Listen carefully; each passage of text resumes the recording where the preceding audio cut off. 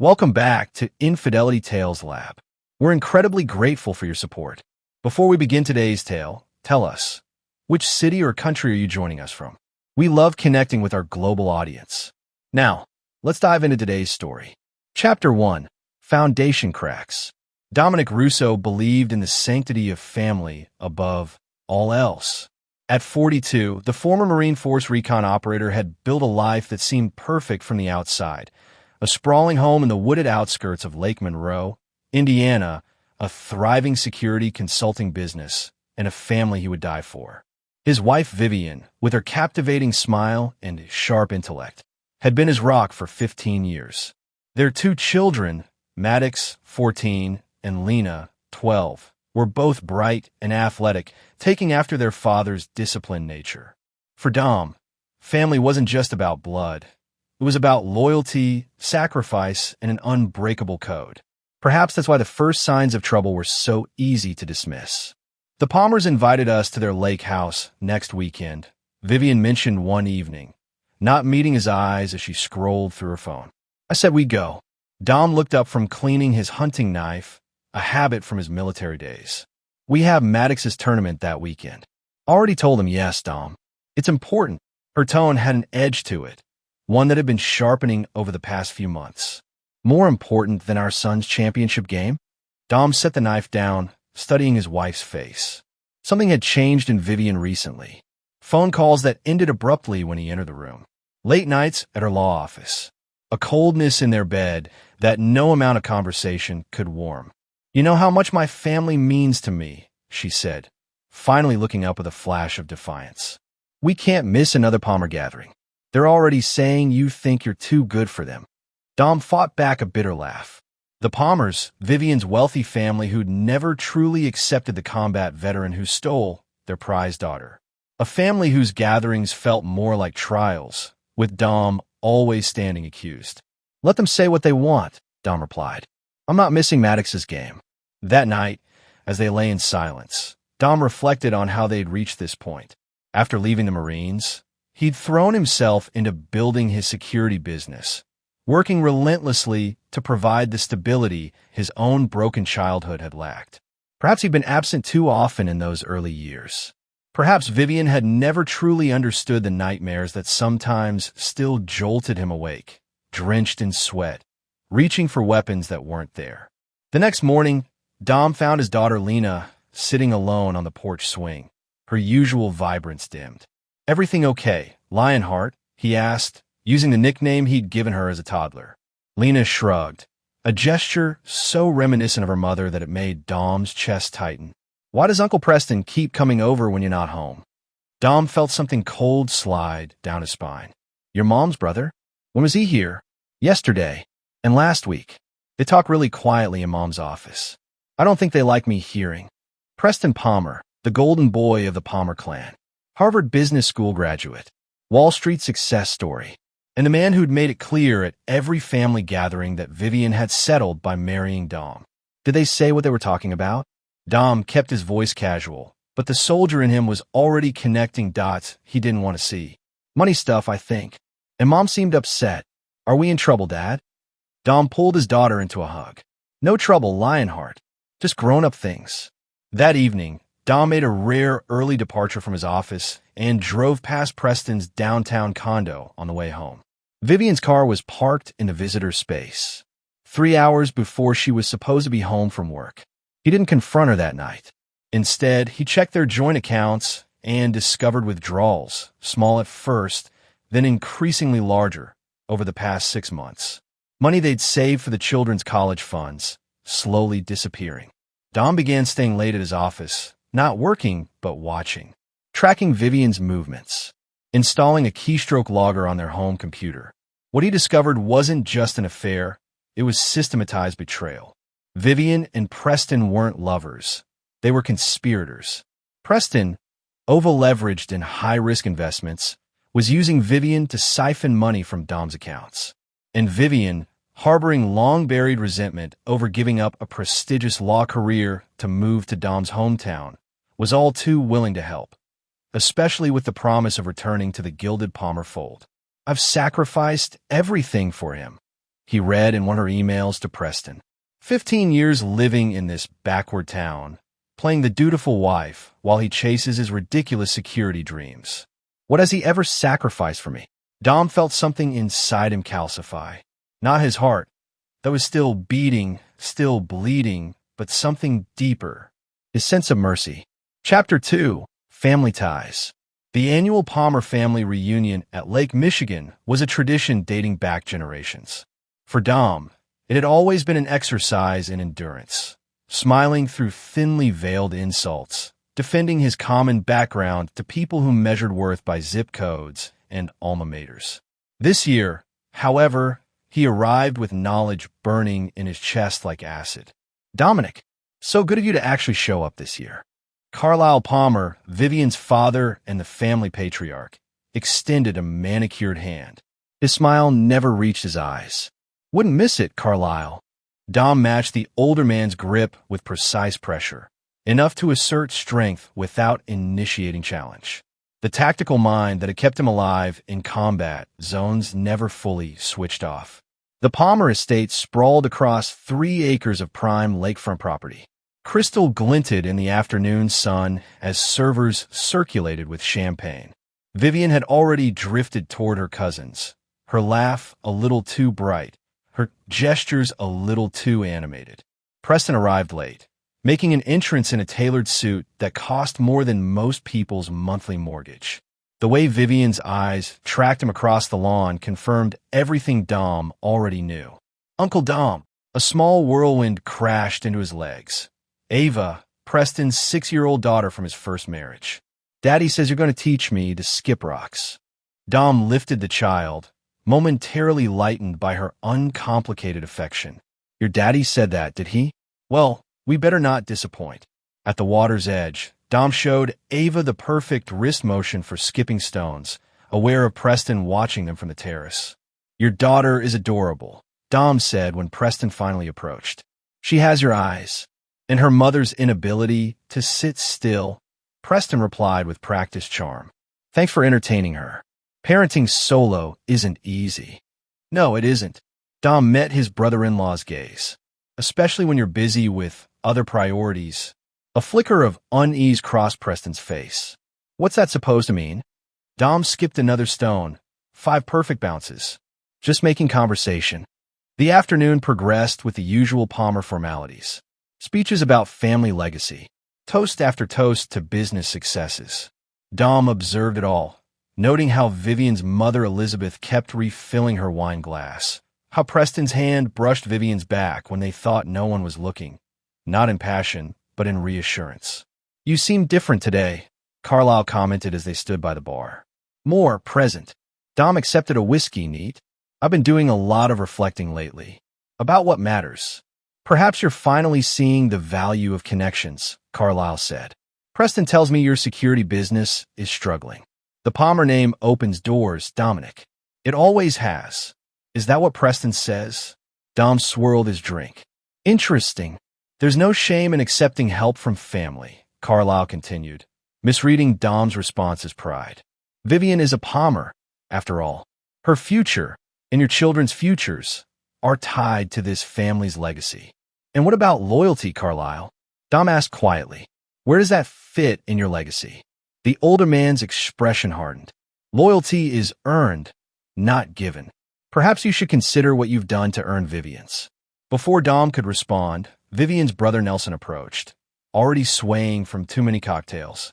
The soldier boy's still here. Nelson slapped Dom's back with drunken camaraderie. Thought you'd have retreated by now. Strategic withdrawal and all that military crap. Dom set down his glass. Some battles are worth fighting, Nelson. Oh, we're talking battles now. Nelson's voice rose, drawing attention. Because from where I'm standing, you lost this one years ago.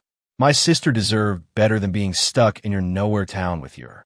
Dom cut him off with a look so cold that Nelson physically recoiled. Choose your next words carefully.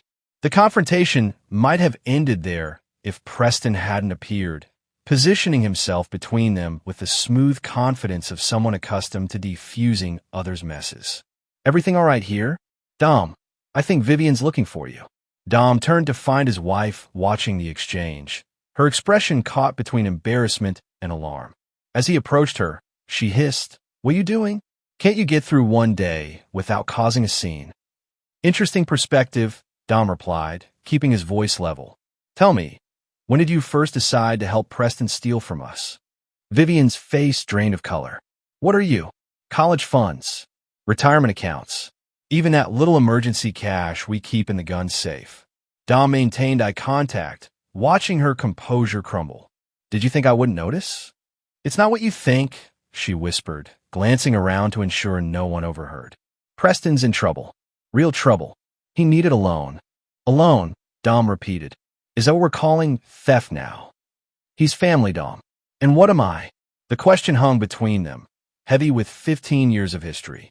Vivian's answer was interrupted by Carlyle calling for everyone's attention. The patriarch raised his glass in a toast that somehow became a thinly veiled lecture about family loyalty and the importance of knowing one's place. Throughout the speech, Dom felt the weight of stares, some curious, some hostile, all judging.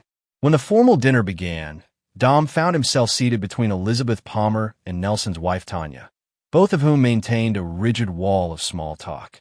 Across the table, Preston engaged Vivian in an animated conversation about a recent Supreme Court decision, their heads bent together in a familiarity that now felt like a deliberate provocation. Halfway through the main course, Nelson, even more intoxicated, began loudly recounting stories from Vivian's law school days, each anecdote carefully chosen to emphasize what she'd given up by marrying Dom. "Remember that clerkship offer from Justice Richards?" Nelson laughed. "Could have been arguing before the Supreme Court by now if you hadn't gotten domestic." "I chose my family," Vivian replied, but her eyes betrayed her, flicking toward Preston, not Dom. "Some choices we live to regret," Preston added softly, and the table fell silent. Dom set down his fork. "Are you speaking from experience, Preston? Because from where I sit, your choices seem remarkably convenient, especially when they involve other people's money." The room temperature seemed to drop. Preston's smile became fixed. "I'm not sure what you're implying." "No implications. Just facts." Dom turned to Carlyle. "Did you know your son is almost $20 million in debt? That he's been using Vivian to funnel my family's savings into a black hole of bad investments and margin calls?" Chaos erupted around the table. Denials. Accusations. Vivian grabbing Dom's arm, her nails digging into his flesh as she demanded they talk privately. Dom, remembering how those same hands had once caressed him with love, now transformed into weapons meant to silence him. He stood abruptly, addressing the stunned faces around the table. "For 15 years, I've endured your condescension, your mockery. I believed family was worth the sacrifice of dignity. I was wrong." Vivian followed him as he walked away from the table, her voice shrill with panic. "You're embarrassing us. This isn't the place." "Where's the place, Viv?" "Our home, where you've been planning how to leave me. The bank, where you forged my signature to access accounts. Or maybe Preston's condo, where you've been strategizing while I thought you were at work." The guest had abandoned all pretense of not listening. Carlyle rose from his seat, face flushed with rage. "This is outrageous. Vivian, control your husband." Dom laughed, a harsh, unfamiliar sound. "That's always been the problem, hasn't it? No one controls me. Not you, not Preston, not even Vivian. I earned everything I have through blood and sacrifice while you were playing country club politics." "Dom, please," Vivian pleaded, tears streaming down her face. "We can talk about this at home. The children you were planning to take from me?" Dom pulled out his phone, showing her the email chain he'd discovered. "The children you and Preston decided would be better off with proper Palmer influence." Vivian's face crumpled. "It wasn't like that. We just—" "Stop lying." Dom's voice was deadly quiet. "For once in your life, stop lying." What followed was a blur of accusations. Preston denying everything despite the evidence. Carlyle threatening legal action. Nelson making a drunken lunge that Dom sidestepped, sending the younger man sprawling into an antique sideboard. Elizabeth weeping dramatically as priceless china shattered on imported marble. And finally, Vivian, her composure completely broken, screaming words that silenced the room. After a brutal argument with my wife's family at the reunion, everyone turned their backs on me, even my wife. Dom looked around at the hostile faces, these people who had never accepted him. "You have two choices. Beg for forgiveness or get out," she snarled. Instead of begging, I purchased a one-way ticket to disappear. When they finally realized I was gone, the damage was irreversible. Chapter 3. Vanishing Acts. The night air felt electric as Dom drove away from the Palmer estate, his hand steady on the wheel despite the adrenaline coursing through his system. He didn't return home. Instead, he checked into a motel outside Chicago, paid cash, and initiated the contingency plan he'd been meticulously developing over the past 3 weeks. His military training had taught him that the best operations were planned with multiple exit strategies.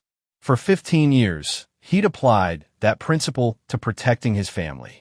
Now, he would use it to dismantle the life that had become a lie. First, he transferred funds from accounts Vivian didn't know about to offshore holdings established through his security firm's international contracts. Next, he made a series of calls to contact from his military days. Men who understood that sometimes disappearing was the only tactical choice.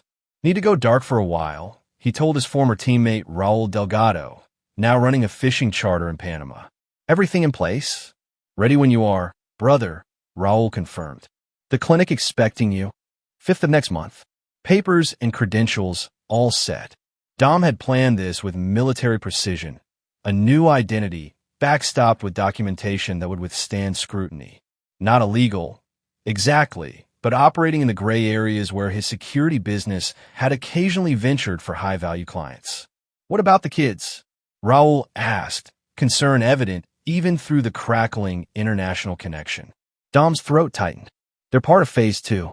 I need to make sure they're protected financially first." The hardest call was to his attorney, Leona Washington, the only person besides Raul who knew the full extent of his plans. "They'll freeze everything once they realize what's happening," Leona warned. "You sure about this timeline? It gives me exactly what I need. 72 hours of confusion before they can organize a legal response." Dom had calculated every variable. The trust for the children is already ironclad. Neither Vivian nor her family can touch it. "And the letter for the kids? Deliver it exactly 1 month after I'm gone," Dom instructed. "Not before." Back at the motel, Dom powered up a dedicated laptop and accessed the evidence he'd been compiling. Financial records showing Preston's massive debts, emails revealing the conspiracy between Preston and Vivian, documentation of the systematic theft from family accounts. With a few keystrokes, he scheduled these files to be delivered to specific individuals: Carlisle Palmer, the partners at Preston's investment firm, and a financial crimes investigator at the FBI whom Dom had once helped after a difficult deployment. The delivery date, 3 weeks from now. Long enough for Dom to be established in his new location, but soon enough to catch Preston before he could cover his tracks. Dom slept soundly that night for the first time in months, waking before dawn to begin the next phase. He drove to an airport 2 states away, where a private charter waited to fly him to Mexico. From there, he would make his way to Panama, then further south to Argentina, a country with strong privacy laws and a bureaucracy that moved too slowly to be a threat. As the small plane climbed through cloud cover, Dom allowed himself one moment of grief for what he was leaving behind. Not Vivian. Whatever love had existed between them had been hollowed out long ago by her resentment and his own emotional walls. Not the Palmer family with their toxic privilege, but his children. Maddox with his quiet determination, Lena with her fierce intelligence. For them, this disappearance would feel like abandonment, exactly what Dom had experienced as a child when his own father vanished. The knowledge cut deeper than any physical wound he'd sustained in combat. But he consoled himself with the truth. This wasn't abandonment. It was strategic retreat before the counterattack. The first communication since his disappearance came 3 days later. A text from Vivian to a burner phone Dom had established for this purpose. "Where are you? The children are asking questions. This isn't funny anymore." He didn't respond. The second message came from Preston. Whatever you think, we can fix this. Come home, and we'll talk like adults. Dom archived the message without replying. The third was from Carlisle Palmer himself. You've made your point. Now stop this childish game before you destroy what's left of your family's reputation. Dom smiled grimly at that one. Reputation, always the Palmer priority. The messages from his children broke his resolve. Maddox, practical and direct. Dad, Mom's freaking out. She says you guys had a fight. When are you coming home? And Lena, her text filled with the emotional intuition that sometimes made Dom wonder if she could read minds. I know something bad happened. Mom won't tell us the truth. Please just let me know you're okay. I won't tell her if you don't want me to. To these, Dom did respond, careful to use a secure connection that couldn't be traced. I'm safe. I love you both more than anything. What's happening now is between your mother and me. I will always be your father, and I will always protect you. Trust that, even when it doesn't make sense. In Argentina, Dom established himself as David Reeves, a security consultant specializing in high-risk corporate operations. The documentation Raul had provided was flawless, and Dom's actual expertise made the cover identity virtually undetectable. He rented a modest apartment in Buenos Aires, set up a local bank account with a portion of his secured funds, and began building the framework for what came next. Every night, he accessed a secured server where software monitored the digital footprints of the Palmer family. He watched as Vivian hired a private investigator, as Preston liquidated assets to cover immediate debts, as Carlisle's lawyers began proceedings to declare Dom legally missing to gain control over joint assets. None of it would work. Dom had spent years developing security systems to protect assets from exactly this type of maneuver. What they didn't know, what none of them could possibly understand, was that this disappearance wasn't an emotional reaction to betrayal. It was the first move in a campaign Dom had been strategizing since the moment he confirmed Vivian's treachery. 20 days after his disappearance, Dom received a secure message from Leona. They're getting desperate. V filed abandonment charges. P liquidating everything he can. The old man hired serious muscle, ex-CIA types asking questions about your military connections. Dom had anticipated this. The Palmers' wealth and connections made them dangerous, but their privileged arrogance made them predictable. They believed money could solve any problem, open any door. They had never faced an adversary trained to counteract precisely that advantage. 3 weeks to the day after his disappearance, Dom activated the final phase of his initial plan. The evidence he'd compiled was automatically delivered to its designated recipients. Within hours, the carefully constructed Palmer facade began to crumble. Preston was placed on immediate leave by his firm as federal investigators seized records related to client accounts. Carlisle, confronted with irrefutable evidence of his son's financial crimes, withdrew the considerable legal resources he'd deployed to find Dom, focusing instead on damage control. And Vivian, suddenly facing questions about her role in the financial irregularities, found her carefully cultivated image as the victimized wife giving way to suspicion. Dom watched it all unfold from thousands of miles away, not with satisfaction, but with grim resolve. This was merely the foundation. The true architecture of his revenge was still taking shape. In the quiet of his Buenos Aires apartment, Dom began planning the next phase. The Palmers had resources, but they had never faced an opponent who understood their greatest weakness, their pathological need to maintain appearances. Dom had spent 15 years observing this vulnerability, mapping the pressure points in their carefully constructed social edifice. Now, he would systematically apply pressure until the entire structure collapsed. When his secure phone buzzed with a message from Leona, Dom expected another update on the legal proceedings. Instead, what he read sent ice through his veins. They took the kids from school.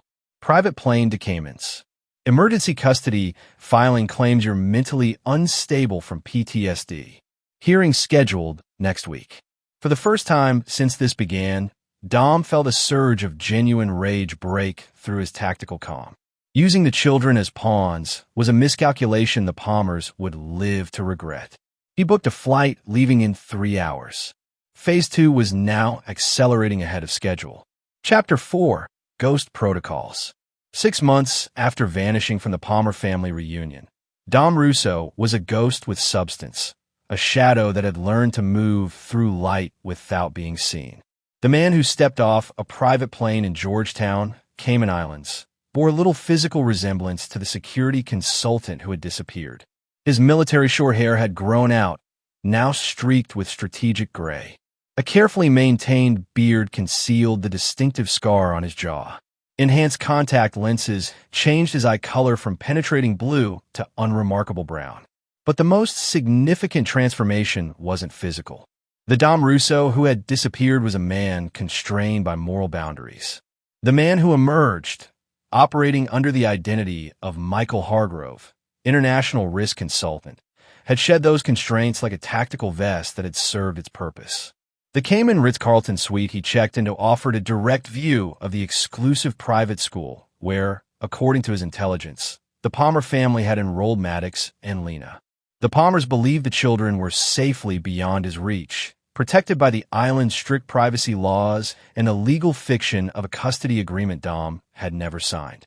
What they failed to understand was that Dom had spent his military career penetrating more heavily fortified locations than a private school, and with significantly higher stakes than his own children's futures.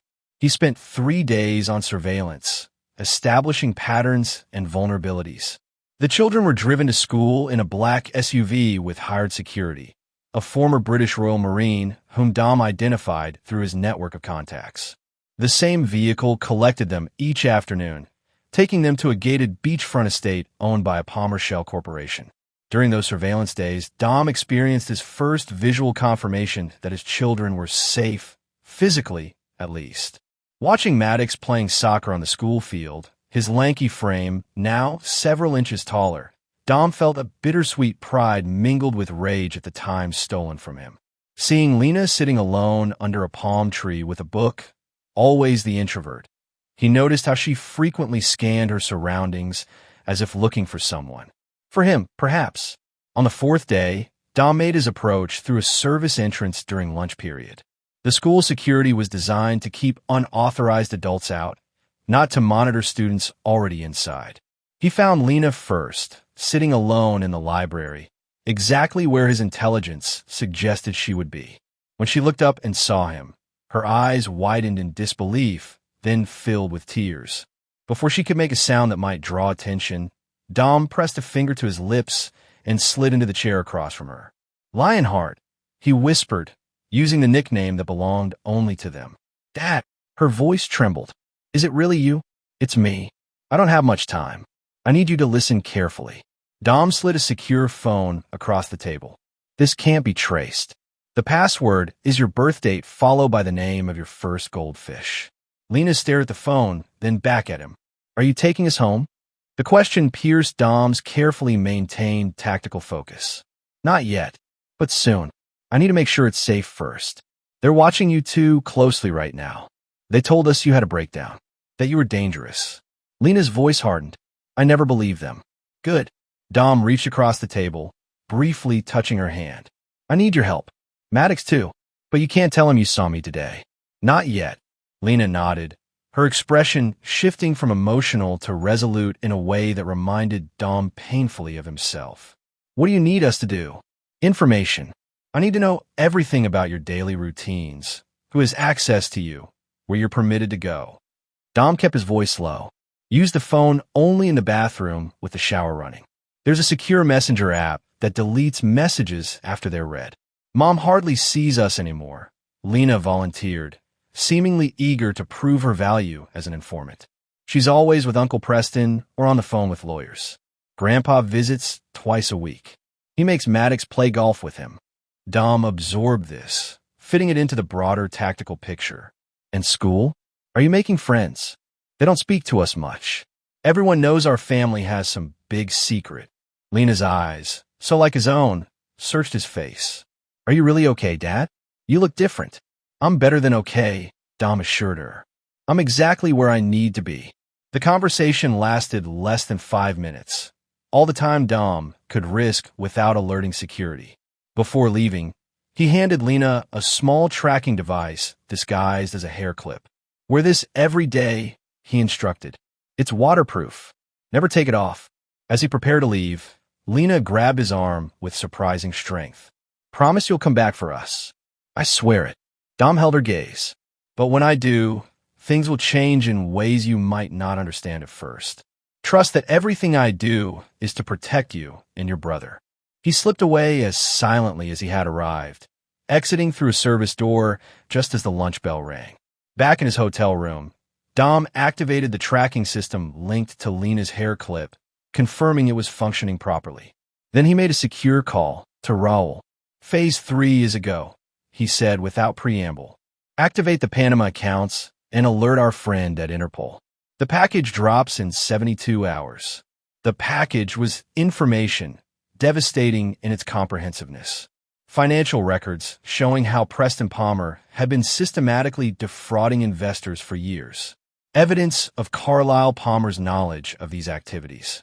Documentation of offshore accounts used to hide assets from regulators and tax authorities. And most damaging of all, records of the Palmer family's involvement with certain international business partners whose activities straddled the line between questionable and criminal. Dom had spent 6 months compiling this dossier, leveraging contacts from his military and security consulting days. People who owed him favors. People who understood that sometimes justice required operating outside formal channels. The information would go to financial regulators, tax authorities, and media outlets simultaneously, a coordinated strike designed to create maximum chaos. While waiting for this bomb to detonate, Dom continued his covert communication with Lena, piecing together a complete picture of the Palmer family's new dynamics. What emerged confirmed his strategic assumptions. With Preston fighting to salvage his career and reputation, with Vivian increasingly isolated by suspicion, the family's formidable resources were already stretched thin. They were vulnerable in ways they couldn't possibly recognize. On the third day, Lena's secure message contained the information Dom had been waiting for. Emergency family meeting tonight. Grandpa arrived 2 hours ago looking sick. Everyone's shouting. Mom's crying. Maddox and I sent to our rooms. Security doubled around the house. The information drop had hit its targets. Now for the next phase. Dom waited until midnight, then slipped out of his hotel, wearing the uniform of the estate's security service, obtained through methods he'd perfected during military operations in countries where American forces officially didn't exist. The perimeter guards, expecting threats from outside, were unprepared for an infiltrator who moved like one of their own. He found Maddox first, not sleeping but sitting on his balcony, staring at the ocean. The boy had Dom's build and Vivian's coloring, a combination that had always made Dom's chest swell with pride. Now, seeing his son for the first time in months, Dom registered the changes. Harder lines around the mouth, a watchfulness that hadn't been there before. "Hello, son," Dom said quietly, stepping from the shadows. Maddox started violently, then froze, his expression cycling through shock, disbelief, and something like anger. "Dad? How did you?" "I'll explain everything," Dom promised, "but not here. We don't have much time." Unlike Lena's tears, Maddox responded with the wariness of a teenager already learning to distrust. "They said you abandoned us, that you stole money and ran away. And you believe that?" Dom kept his voice neutral, understanding his son's confusion. "I didn't know what to believe." Maddox's fists clenched at his sides. "You were just gone. No call, no letter, nothing for months. I'm sorry for that." Dom moved closer, ready to restrain his son if the boy decided to shout for help. "I had to disappear to protect all of us. Your mother and Uncle Preston were stealing from us, from your future. They planned to take you both away where I'd never find you." Maddox's expression hardened. "Prove it." Dom pulled out his phone, showing his son some of the same evidence that was now wreaking havoc in financial and legal circles. Emails, bank records, Vivian's own words planning the children's removal. As Maddox scanned through the documents, his face paled. "This is why everyone's freaking out downstairs. Some kind of financial thing." "That's part of it," Dom confirmed. "But I'm not here about money. I'm here about you and your sister." "What does that mean?" Suspicion edged Maddox's voice. "Are you kidnapping us?" Dom shook his head. No, I'm giving you a choice. The kind I never got. He leaned against the balcony railing. In 3 days, I'll be in position to take you both back to the States with me. Legally, your mother and the Palmers won't be able to stop it. And if we don't want to go, Maddox challenged, though something in his eyes had softened. Then I'll respect that decision, Dom said, the words costing him more than his son could know. But first, I need you to understand exactly what's happening. The kind of people you're living with. For the next 15 minutes, Dom laid out the truth. Not all of it, but enough for Maddox to understand stakes. The boy listened in silence, his expression growing increasingly troubled. What about Mom? He finally asked. Is she going to jail or something? That depends on her, Dom replied honestly. If she cooperates with authorities about Preston's activities, probably not. But things will change, Maddox. The Palmer family is about to experience a very public fall. Maddox absorbed this, then asked the question Dom had been waiting for. What do you want us to do? For now, nothing. Act normal. Stay close to Lena. In 3 days, be ready. Dom handed his son a secure phone identical to Lena's. This is for emergencies only. If anything changes, if they try to move you somewhere else, contact me immediately. As Dom prepared to leave, Maddox asked one final question. Are you okay, Dad? You look different. Dom smiled, a genuine expression that briefly revealed the father beneath the tactical operator. I'm better than I've been in years. Clearer, stronger. The man you knew before was compromising too much of himself to keep peace with people who never deserved it. 3 days later, as financial regulators descended on Palmer investments and media outlets ran stories about the fall of a financial dynasty, Dom initiated the final stage of this phase. With the family in crisis mode, their attention diverted to damage control, he implemented a legal maneuver prepared months in advance. Emergency custody papers citing child endangerment due to the children's proximity to an ongoing financial crimes investigation. Supporting documentation from child welfare experts. And most crucially, testimony from a Palmer family insider, Elizabeth Palmer herself, Vivian's mother, who had been quietly cooperating with Dom since receiving evidence of Preston's misuse of her personal trust fund. The hearing took less than an hour. With Elizabeth's testimony and the mountain of evidence now public regarding the Palmer financial improprieties, the judge granted Dom temporary custody pending further hearings in the United States. By nightfall, Dom and his children were on a private plane bound for a location known only to Raul and Leona. As the plane climbed through cloud cover, Lena slept fitfully across 2 seats while Maddox stared out the window, his expression unreadable. What happens now? The boy finally asked, turning to face his father. Now we rebuild, Dom answered. On our terms. No more lies. No more compromises. And Mom, Maddox persisted. Will we see her again? Dom studied his son's face, seeing the conflict there. That's up to her. And to you. I won't keep you from her, if that's what you want. But she'll have to earn back your trust, just as I'm doing now. Maddox nodded slowly, then said the words Dom hadn't realized he'd been waiting to hear. I'm glad you came back for us, Dad. For the first time in months, Dom felt something crack in the hardened shell he'd built around himself. Not enough to change his course. The next phases of his plan were already in motion, but enough to remind him of what he was truly fighting for. Chapter 5, Paper Trail. The remote ranch in western Montana provided exactly what Dom needed: isolation, security, and time.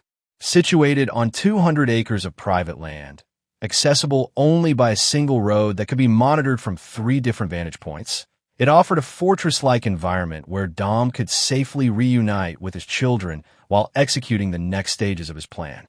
For the first week, they existed in a strange limbo, Maddox and Lena adjusting to their father's transformed presence, Dom relearning the rhythms of parenthood after months of solitary focus. They hiked the surrounding mountains, fished in the pristine stream that cut through the property. At night, they sat around a fire pit, the silence between them gradually softening from awkward to contemplative. Why Montana? Lena asked on the 8th night, bundled in a jacket against the mountain chill. We've never even been here before.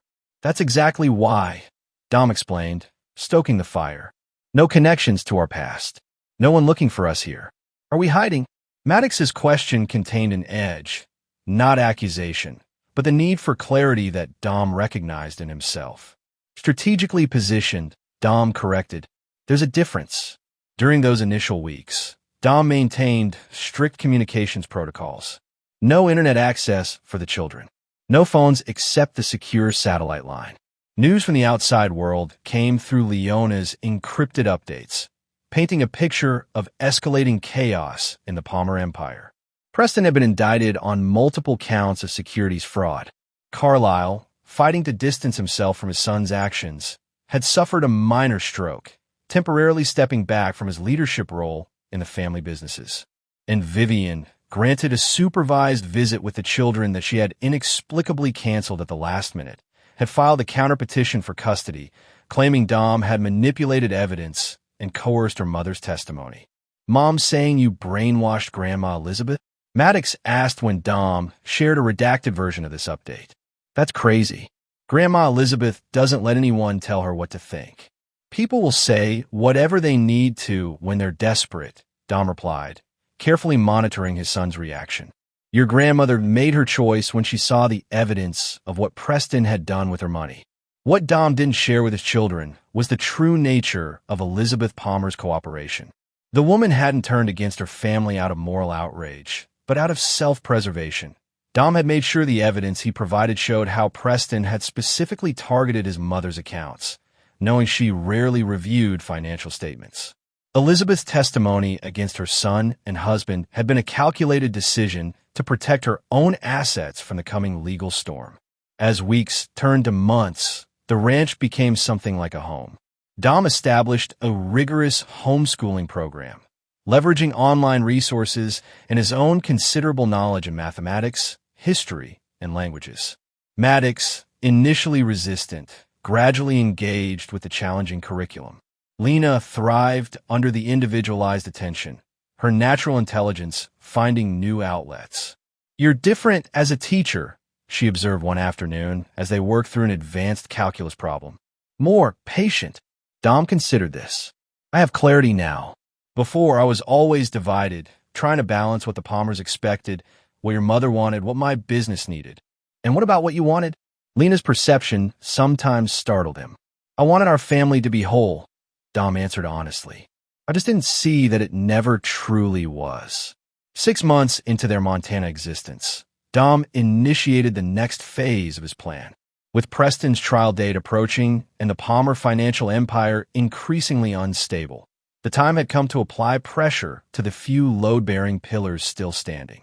I need to go away for a few days, he told the children over dinner. Raoul will stay with you. Maddox's fork paused halfway to his mouth. Where are you going?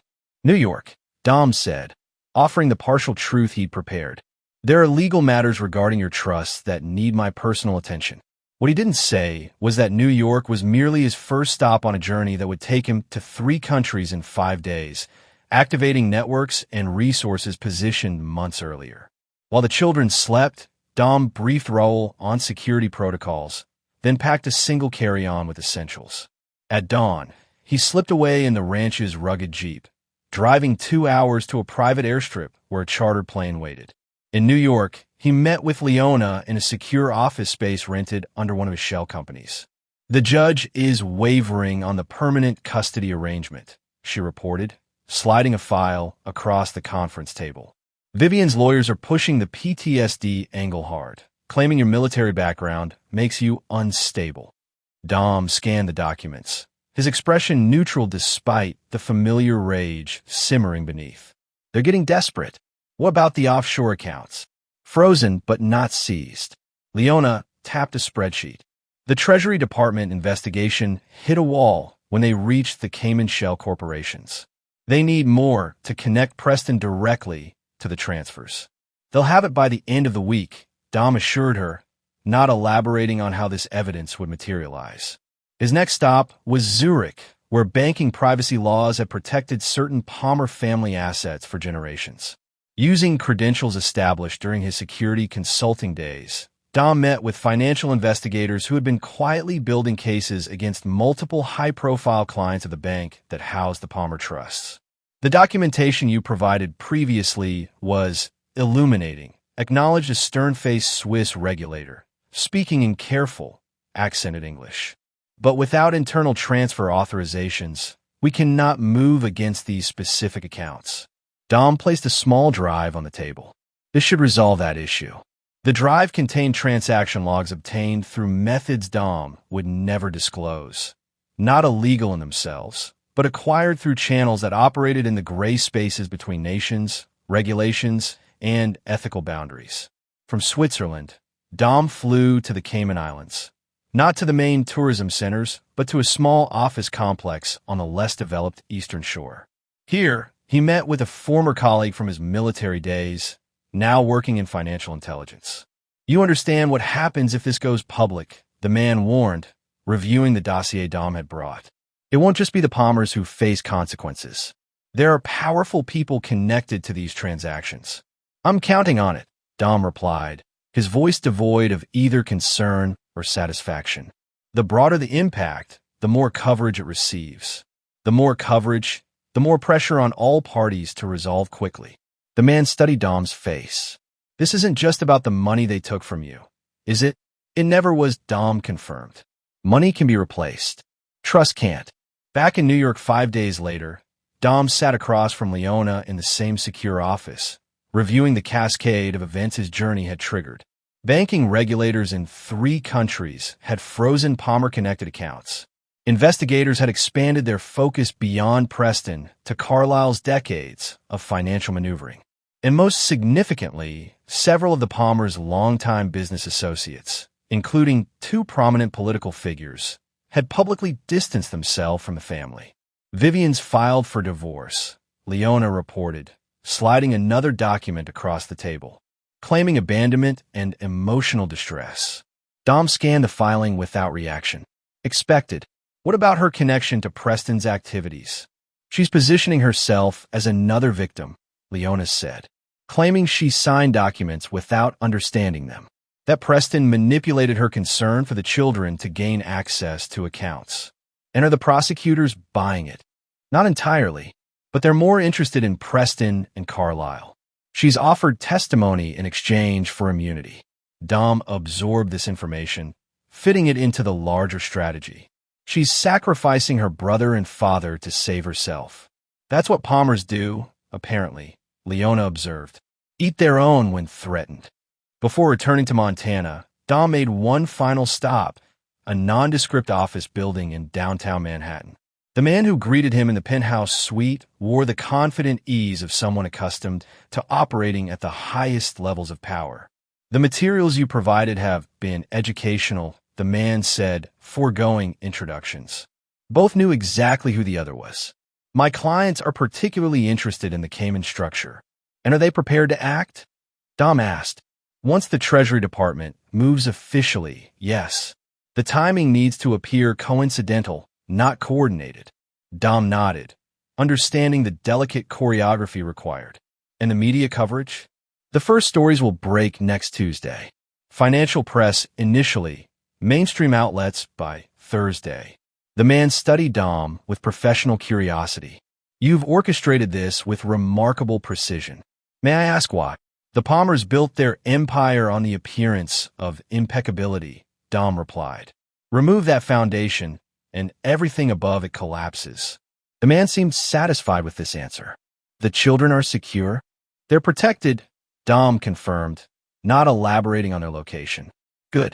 There will be desperation in certain quarters as this unfolds. People backed into corners rarely exhibit restraint."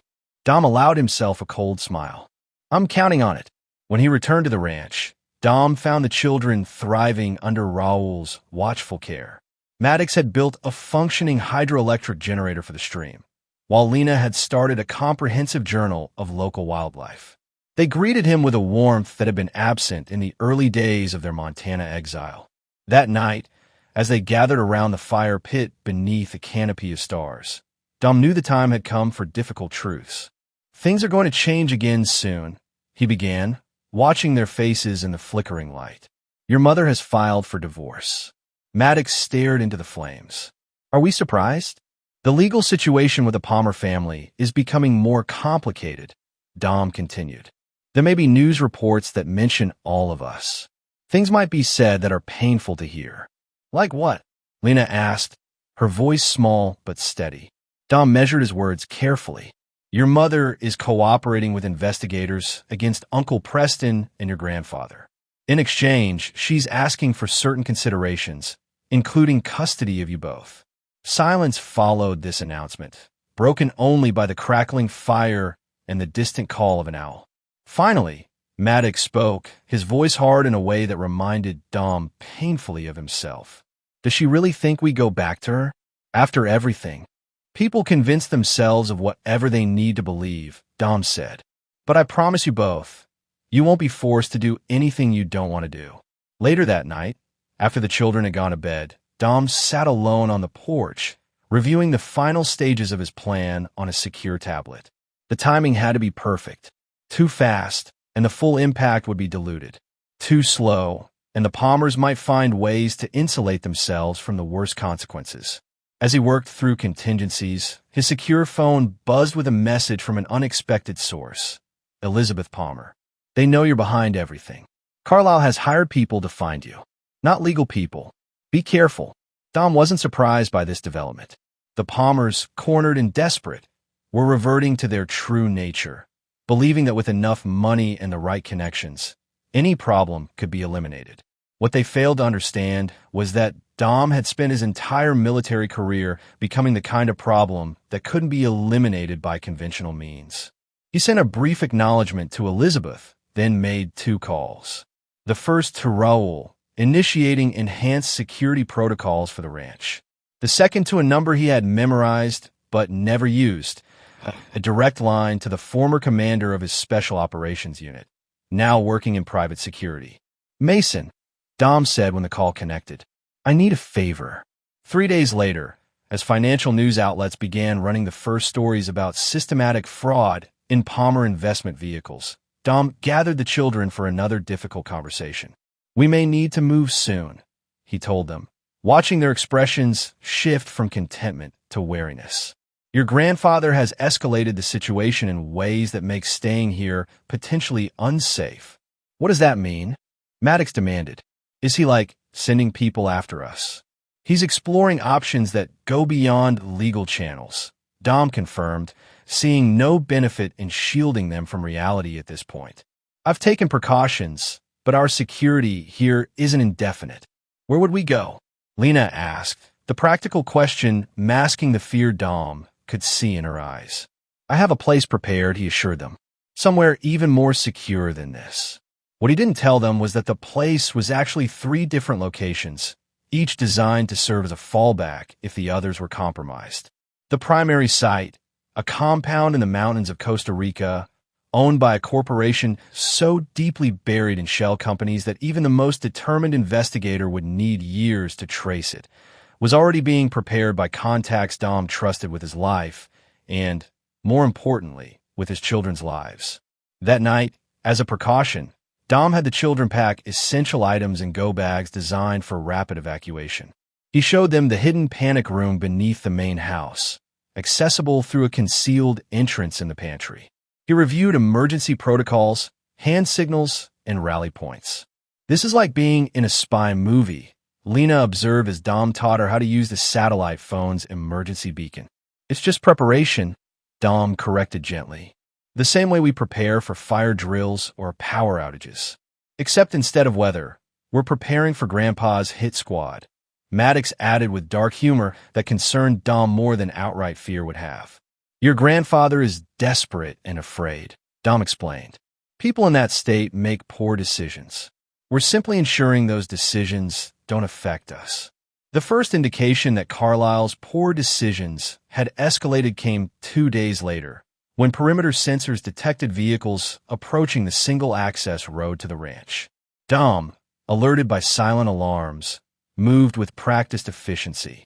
Panic room, he instructed the children, his voice calm but brooking no argument. Raul will stay with you. Do not open for anyone but me, no matter what you hear.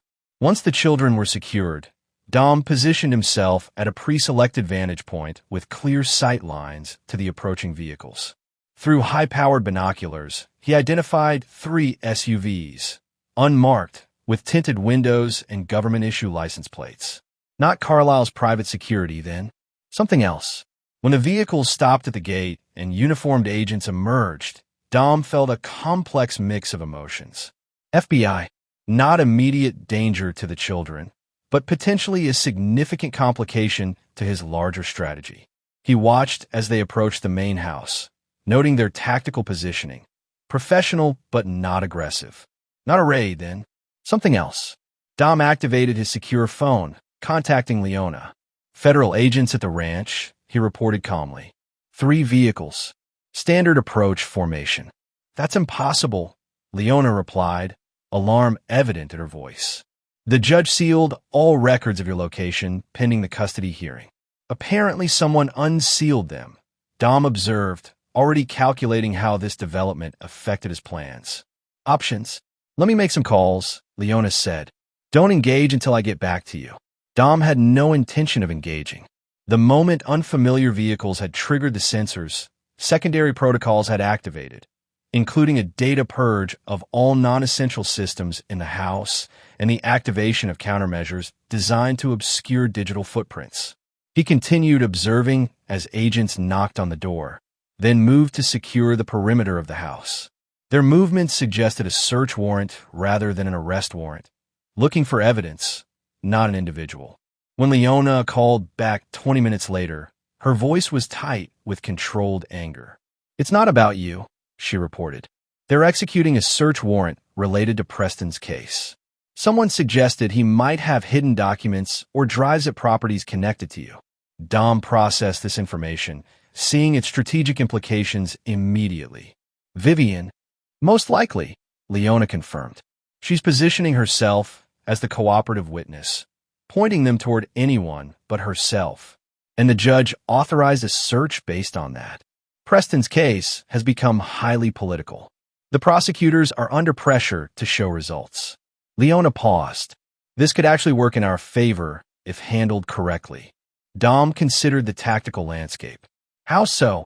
If they find nothing, which they won't, since Preston never set foot on that property, it undermines Vivian's credibility as a witness. Makes her look desperate and vindictive. Dom watched as agents photographed the exterior of the house. And if I approach them now? Cooperate fully, Leona advised. You have nothing to hide regarding Preston's financial crimes. Your presence here isn't illegal. The custody order gives you every right to be with your children at a location of your choosing. After ending the call, Dom made his decision. He secured his weapon in a hidden compartment, then walked openly down the hill toward the house, hands visible, expression neutral. Gentlemen, he called as he approached. I believe you're looking for me. The lead agent turned, hand instinctively moving toward his sidearm before registering Dom's non-threatening posture. Dominic Russo, the agent asked, studying Dom's face as if comparing it to a photograph. That's right, Dom confirmed. May I ask what brings the FBI to my property? What followed was a 6-hour exercise in calculated cooperation. Dom provided identification, answered questions about his relationship with Preston Palmer, truthfully minimal, and consented to a search of the property, except for the panic room, which he claimed was a standard storm shelter currently undergoing maintenance. The agents, finding nothing to connect the ranch to Preston's financial activities, eventually departed with professional courtesy but obvious frustration. Only after their vehicles had passed beyond the perimeter sensors did Dom retrieve the children from the panic room. Were those really FBI agents? Maddox asked, his voice a mixture of fear and fascination. Yes, Dom confirmed, seeing no benefit in deception. Looking for evidence connected to Uncle Preston's case. Did Mom send them? Lena's perception, as always, cut straight to the heart of the matter. Dom met his daughter's gaze. It's possible she suggested they look here, yes. Why would she do that? Maddox demanded, anger flashing in his eyes. She knows Uncle Preston never came here. Because she's running out of options, Dom explained, choosing his words carefully. When people feel cornered, they sometimes lash out in ways that hurt even those they claim to love. That night, after the children were asleep, Dom initiated the final preparations for their potential relocation. The FBI visit, while manageable, signaled an escalation that couldn't be ignored. If Vivian was willing to use federal agents as pawns in her desperation, there was no telling what Carlisle might resort to as his empire continued to crumble. As Dom worked through contingencies and evacuation routes, his secure phone lit up with a message from an automated alert system he'd established to monitor communications regarding the Palmer family. The message contained a single news alert. Breaking: Preston Palmer found dead in Manhattan apartment. Apparent suicide. Chapter 6. Dominoes Falling. Preston Palmer's death changed everything. What had been a methodical dismantling of the Palmer financial empire suddenly accelerated into chaos. Media coverage, already intense due to the financial crimes investigation, exploded into a frenzy of speculation and sensationalism. Preston's suicide note, leaked to reporters within hours, contained vague allegations about coercion and threats, stoking theories that range from organized crime connections to government conspiracies. Dom, monitoring developments from the Montana ranch, recognized both opportunity and danger in this unexpected development. Preston's death removed a key player in the legal proceedings, potentially limiting the evidence trail Dom had carefully constructed. But it also created a vacuum that would force the remaining Palmers to realign their defenses, exposing new vulnerabilities. Is Uncle Preston really dead? Lena asked at breakfast the morning after the news broke. The children, despite their physical isolation, had picked up on Dom's heightened vigilance. Yes, Dom confirmed, seeing no benefit in shielding them from reality. He took his own life. Because of the criminal stuff? Maddox pushed his cereal around the bowl without eating. That was likely a factor, Dom acknowledged. People in his position sometimes see no way forward when their actions are exposed. Will Mom be okay? Lena's question contained complexity beyond her years, concern mixed with wariness, the natural empathy of a child tempered by months of processing her mother's betrayal. Dom chose his words carefully. Your mother will be affected by her brother's death. Yes, but she has the Palmer family supporting her. They take care of their own. What Dom didn't share was his assessment of how Preston's suicide would impact the larger strategy. With the most vulnerable target removed, attention would shift to Carlisle and Vivian. The elder Palmer, already weakened by his stroke and the public disgrace of his son's crimes, would likely retreat further from public view, leaving Vivian as the family's primary representative in both legal proceedings and public perception. This shift presented both challenges and opportunities. Vivian, unlike Preston, had cultivated a public image of maternal devotion alongside her professional accomplishments. She would leverage this perception in the custody battle, positioning herself as the stable, loving parent against Dom's dangerous instability, a narrative already taking shape in her legal filings. 3 days after Preston's death, the anticipated counterattack began. Lena, using the secure phone Dom had provided, forwarded a message she'd received on her school email account, apparently overlooked when the Palmers had restricted the children's communications. Lena, this is Mom. I know you must be confused and scared right now. The things your father has told you about me aren't true. He's not well, sweetie. The doctors call it PTSD from his time in the military. It makes him paranoid, makes him see enemies everywhere. I never betrayed him. I never stole anything. I was trying to protect you both from his increasingly erratic behavior. Please, if you can safely do so, call this number. I can send people to help you. I love you so much. Mom. Dom read the message with clinical detachment, analyzing its construction rather than reacting to its content. The appeal to the child's fear and confusion. The medical explanation for his behavior. The specific denial of the exact charges he'd presented as evidence. The offer of rescue, without specifics on how that would be accomplished. Did you answer her? He asked Lena, keeping his voice neutral. No. Lena's expression was troubled, but resolute. I know what she's doing. And what's that? Dom probed, curious about his daughter's perception. She's trying to make me doubt you, Lena said simply. Like she always did, telling me you were too strict, Too controlling that normal dads didn't have so many rules about safety and stuff. Dom absorbed this insight, a confirmation of dynamics he had suspected but never directly observed. Your mother and I had different perspectives on many things, he said carefully, including parenting. She got a similar message. Maddox interjected, indicating his sister. But I deleted it without reading past the first line. I don't need to hear her lies.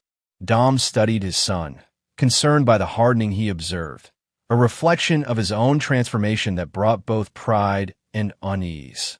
It's important to understand what she's doing without letting it affect you emotionally, he advised. Information is valuable, even when it's manipulative. The children's intercepted messages proved to be merely the opening salvo.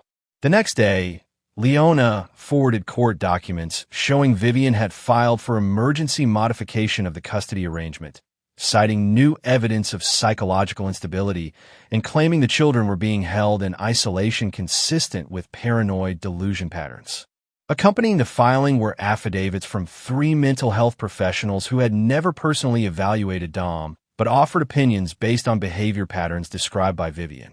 Most damaging was a statement from Dom's former business partner, Craig Hoffman, claiming Dom had exhibited increasing paranoia and obsessive behavior in the months before his disappearance. Craig sold out. Dom observed to Leona during their secure call. I'm not surprised, but I am disappointed. He claims Vivian showed him bank records proving you were siphoning client funds, Leona reported. Says he kept quiet out of loyalty until he realized the children might be at risk. Convenient timing, Dom noted. Right after Preston's death removes their primary fall guy. They're repositioning, Leona agreed, making you the unstable element while Vivian plays grieving sister and concerned mother. As expected, Dom had anticipated this maneuver, if not its specific form, and the judge, concerned enough to schedule an emergency hearing. Leona's voice contained the professional neutrality that had made her such an effective attorney. They're pushing for court-appointed psychologists to evaluate both you and the children. Timeline: hearing is next Tuesday. If granted, evaluations will be scheduled immediately thereafter. Dom processed this information, calculating its impact on his broader strategy. And if we don't appear for the hearing? Leona's silence conveyed her concern more effectively than words. Finally, she said, that would validate their claims, Dom. The judge would likely issue emergency orders giving Vivian temporary custody, possibly with law enforcement authorized to retrieve the children. After ending the call, Dom sat alone on the porch, watching as Maddox and Lena worked on their homeschool science project by the stream. The tactical part of his mind, the operator who had navigated combat zones and high-risk security scenarios, calculated options and contingencies. The father in him watched his children with an ache that no strategic analysis could resolve. The legal approach Vivian had chosen was clever, attacking not his moral character, but his mental stability. Any aggressive countermeasure would simply reinforce the narrative of a man driven by paranoia and delusion. Even the evidence he had compiled against the Palmers could be reframed as the product of obsession rather than investigation. That night, Dom made his decision. They would not run, not yet. Instead, they would appear at the hearing, presenting the image of a stable, functioning family unit. Dom would submit to psychological evaluation, confident that his military training would allow him to navigate the assessment without revealing the full scope of his ongoing operations against the Palmer family. The next morning, he gathered the children for another difficult conversation. We need to go back to civilization for a while, he explained, watching their reactions carefully. There's a court hearing about your custody. Mom's trying to take us away again, Maddox said. Not a question, but a statement loaded with teenage contempt. She's pursuing legal channels this time, Dom confirmed, which means we need to respond through those same channels. What if they make us go with her? Lena's voice was small but steady. That won't happen, Dom assured her with a certainty he didn't entirely feel. But we need to follow the legal process carefully. That means being respectful in court, answering questions honestly but thoughtfully. You want us to pretend everything's normal, Maddox interpreted, his perception sometimes startling in its accuracy. to show we're not being held hostage or whatever mom's claiming. Not pretend, Dom corrected. Just be yourselves. You're both intelligent, thoughtful people who understand more than most adults give you credit for. Let that show. 3 days later, they left the ranch in a convoy of 3 vehicles. Security precautions arranged through Raul's connections. They drove to Bozeman, where a private plane waited to take them to New York. Throughout the journey, Dom maintained hypervigilance, scanning for surveillance or pursuit, while outwardly projecting calm confidence for the children's benefit. In New York, they checked into a suite at an upscale hotel near the courthouse, a deliberate choice to counter narratives about isolation and instability. Dom arranged for the children to meet with child advocacy lawyers independent from either his or Vivian's legal teams, ensuring they had representation focused solely on their interests. The night before the hearing, as the children slept in the suite's second bedroom, Dom received an unexpected message on his secure line. Need to meet. Plaza Hotel Bar. 10 p.m. Come alone. Elizabeth Palmer, Vivian's mother, and the key witness whose testimony had secured Dom's initial custody victory. The woman who had warned him about Carlisle's extra-legal efforts to locate them. Dom weighed the risks. The message had come through channels only Elizabeth should have access to. The plaza was public enough to discourage a trap, private enough for a confidential conversation. After arranging additional security for the children, Dom made his way to the landmark hotel. Elizabeth Palmer sat alone at a corner table, a barely touched martini before her. At 68, she retained the aristocratic beauty that had once made her a fixture in society pages, but recent months had etched new lines around her eyes and mouth. When she saw Dom approach, something flickered across her face. Not fear, exactly, but wary respect. "You came," she said as he sat across from her. "I wasn't sure you would. You took a risk contacting me," Dom replied, scanning their surroundings with practiced subtlety. "I assumed it was important." Elizabeth took a small sip of her drink. "Carlisle suffered another stroke yesterday. More severe this time. The doctors aren't optimistic." Dom absorbed this information, assessing its strategic implications. "I'm sorry to hear that. Are you?" Elizabeth's gaze was direct, challenging. "He was preparing to destroy you, by any means necessary." "I don't celebrate anyone's suffering," Dom said truthfully. "Even my enemies." Elizabeth studied him with the shrewd assessment of a woman who had navigated high society politics for decades. "You're not what I expected, even now. Vivian always described you as rigid, unyielding. In certain matters, I am." Dom maintained eye contact. "Why did you ask to meet, Elizabeth?" She reached into her handbag, removing a sealed envelope which she slid across the table. "Preston's Rail suicide note, not the version released to the press." Dom made no move to touch it. "How did you get this?" "I was the one who found him," Elizabeth said, her composure wavering slightly. "Before anyone else arrived, before the police were called.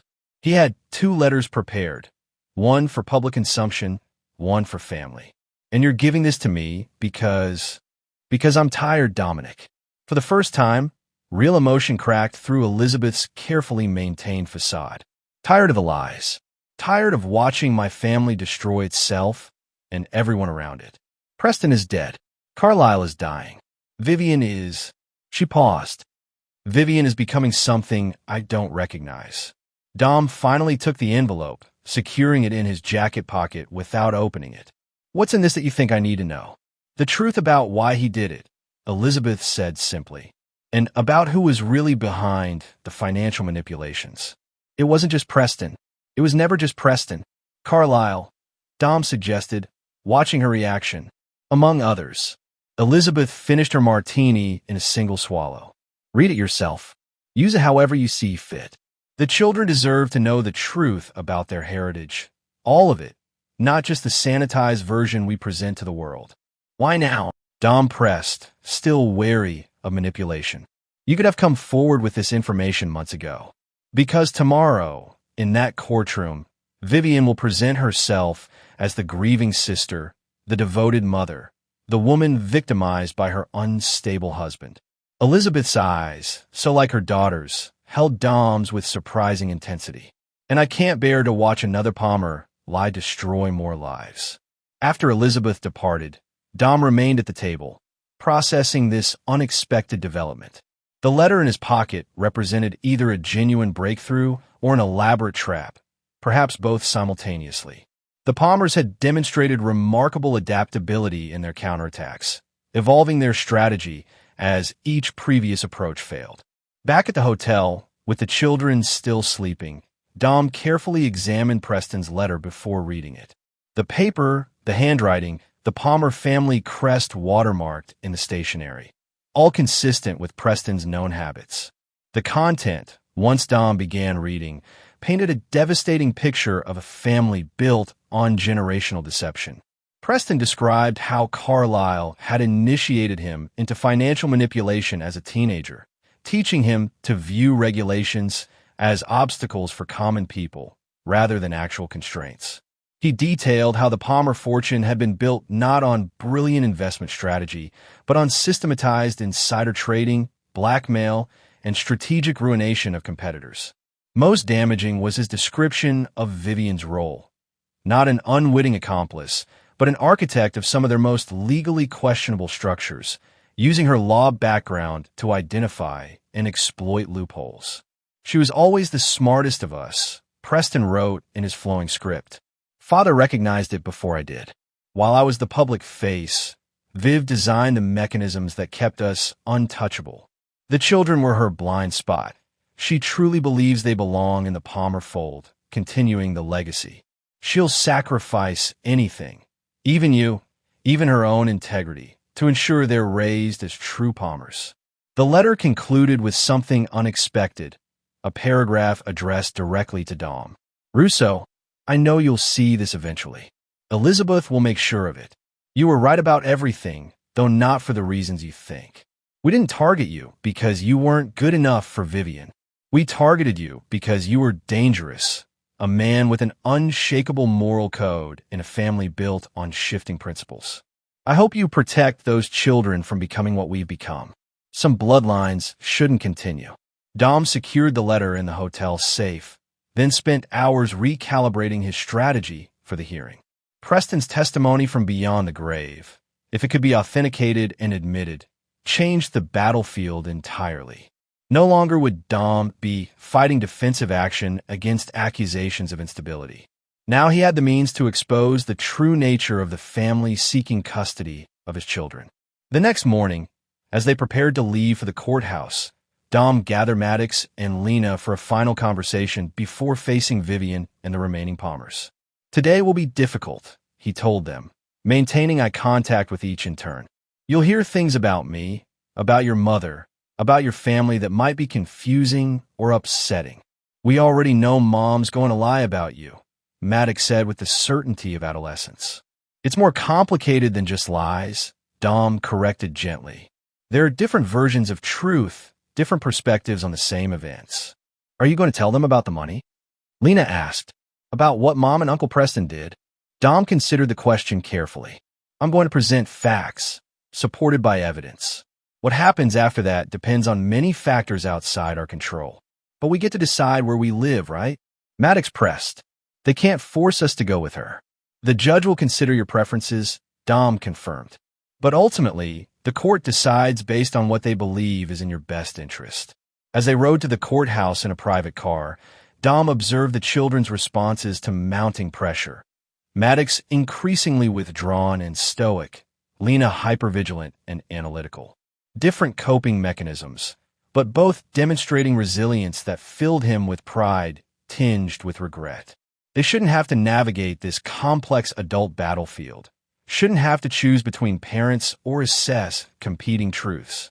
At the courthouse, they were immediately separated, the children taken to meet with their independent advocates. Dom escorted to a conference room where Leona waited with their legal team.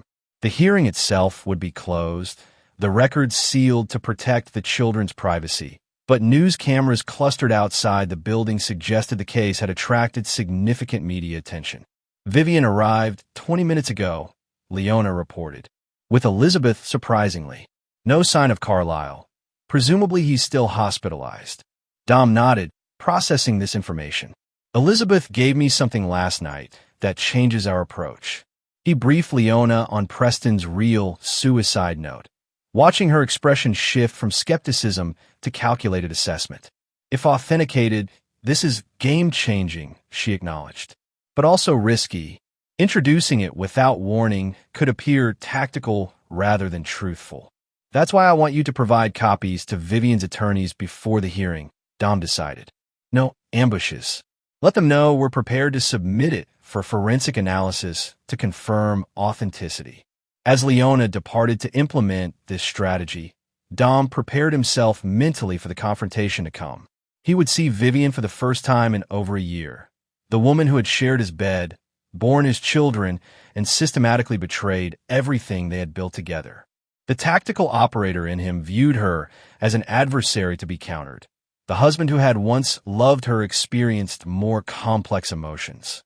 When they finally entered the courtroom, Dom maintained his focus on the judge, a stern-faced woman in her 60s with a reputation for prioritizing children's welfare over parental preferences. He deliberately avoided looking at Vivian until the proceedings formally began, denying her the opportunity to gauge his emotional state. When he finally allowed himself to look at his estranged wife, Dom was struck by how little she had changed physically while seeming fundamentally transformed. The same elegant features, the same poised posture, but her eyes held a calculation that he now recognized had always been there, merely concealed behind affection he had mistaken for genuine. The hearing proceeded with structured formality.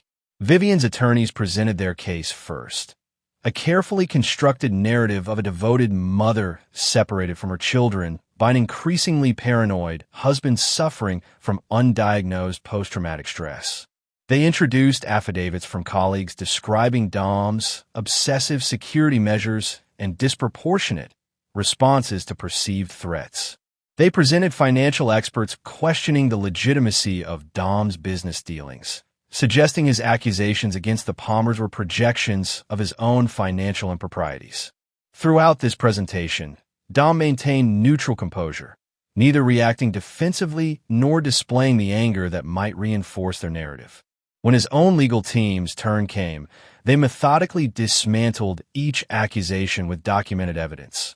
Military psychological evaluations showing Dom had successfully completed PTSD treatment years before, financial audits confirming the legitimacy of his business operations, testimony from clients praising his professional judgment. Then came the pivot point, Preston's letter. When introduced into evidence, it created the exact disruption Dom had anticipated. Vivian's controlled facade cracked momentarily, her eyes darting to her mother with a mixture of shock and accusation. Elizabeth, seated behind the attorneys, maintained regal composure, her expression revealing nothing. The judge called a recess to review the new evidence, leaving the parties to marinate in the shifting dynamics.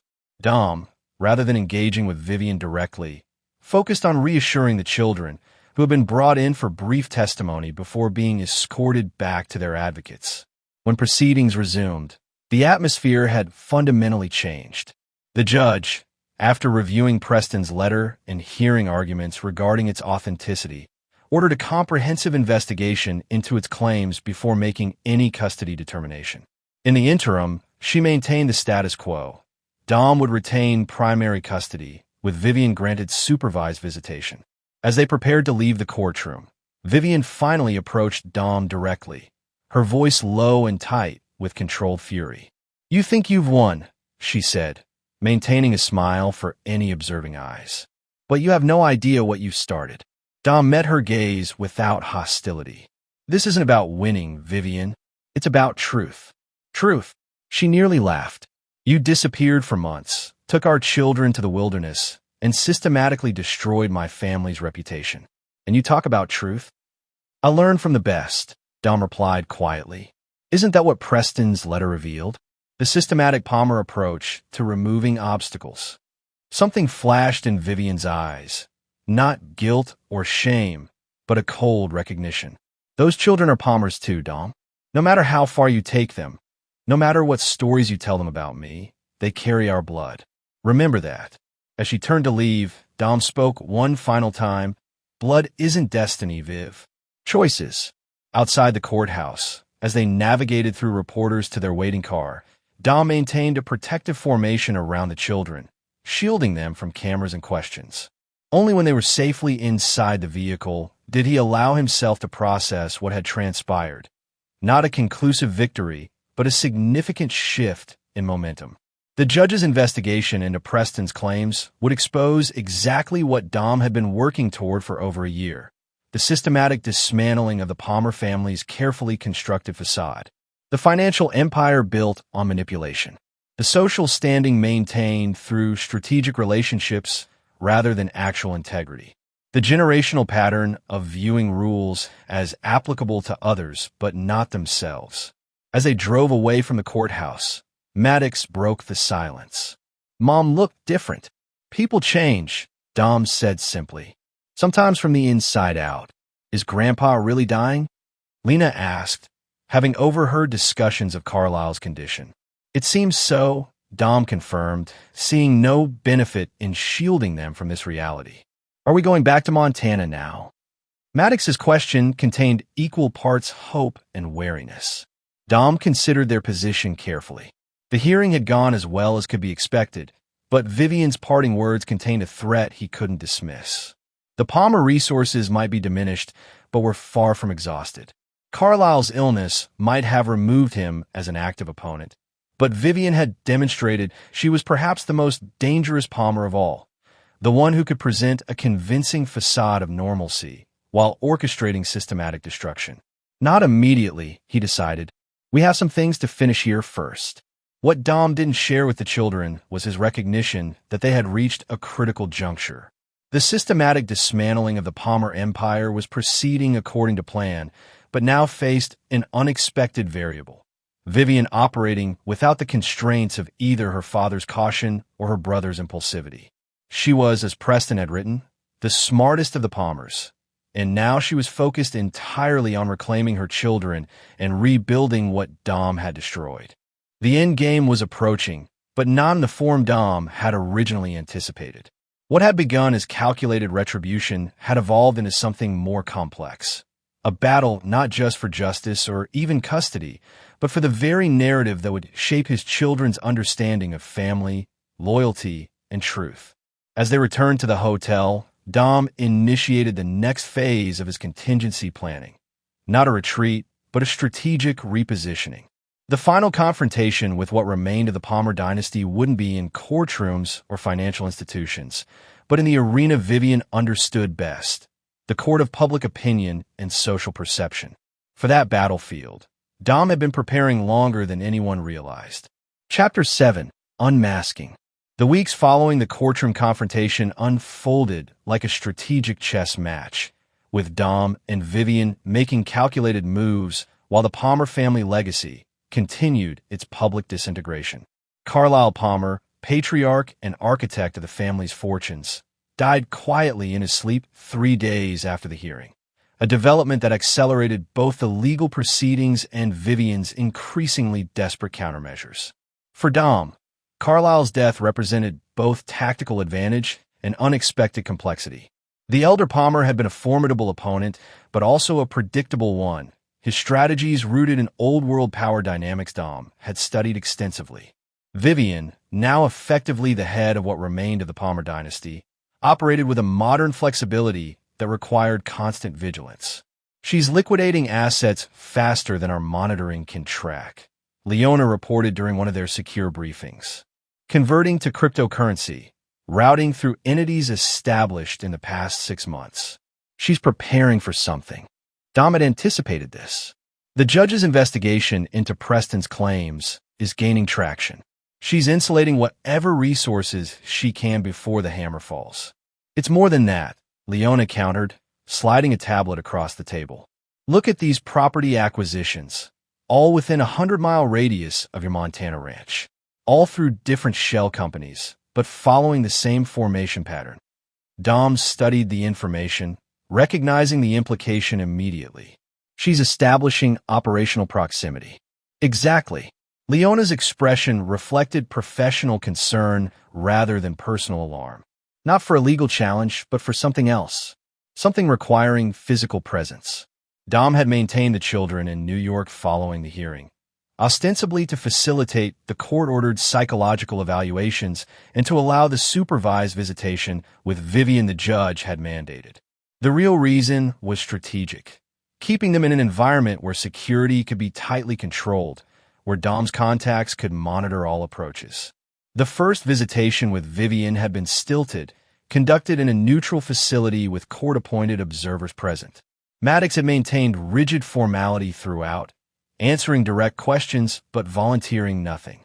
Lena, despite her initial determination to remain equally distant, had slowly engaged with her mother over the course of the 2-hour session.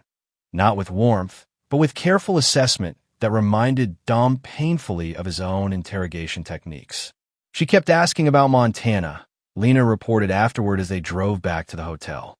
Not directly, but like, what we did there were exactly it was stuff about the house. Intelligence gathering, Dom explained, careful to maintain a neutral tone despite his internal alerts. It's natural she'd be curious about where you've been living. It didn't feel natural, Maddox interjected from the back seat. It felt like she was checking off boxes on a list, making sure we weren't, like, living in a bunker with guns, or whatever she told the judge. Dom recognized the tactical acuity in his son's assessment. Vivian was collecting information not just out of maternal concern, but for operational planning. The property acquisitions Leona had identified suddenly took on greater significance in this context.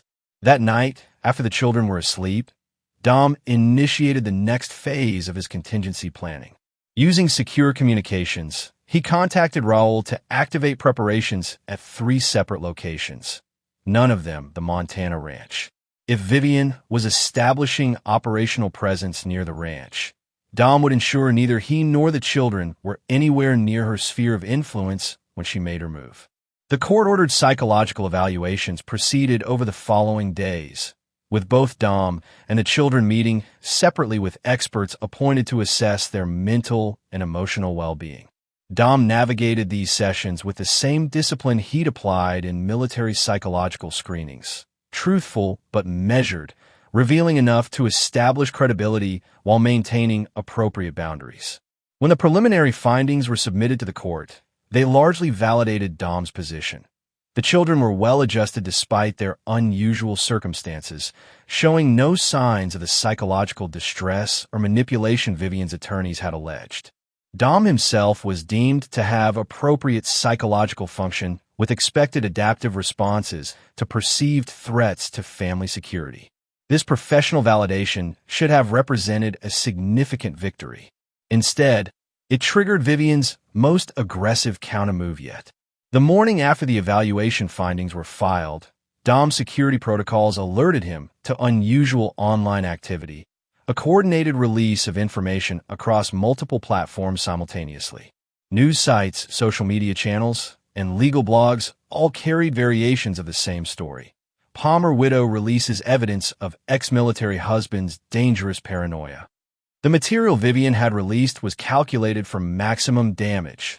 Selected fragments of Dom's private journals from his early post-military years, sections of security planning documents from his consulting business, and most damaging, edited recordings of conversations with the children discussing escape protocols and security measures at the Montana ranch.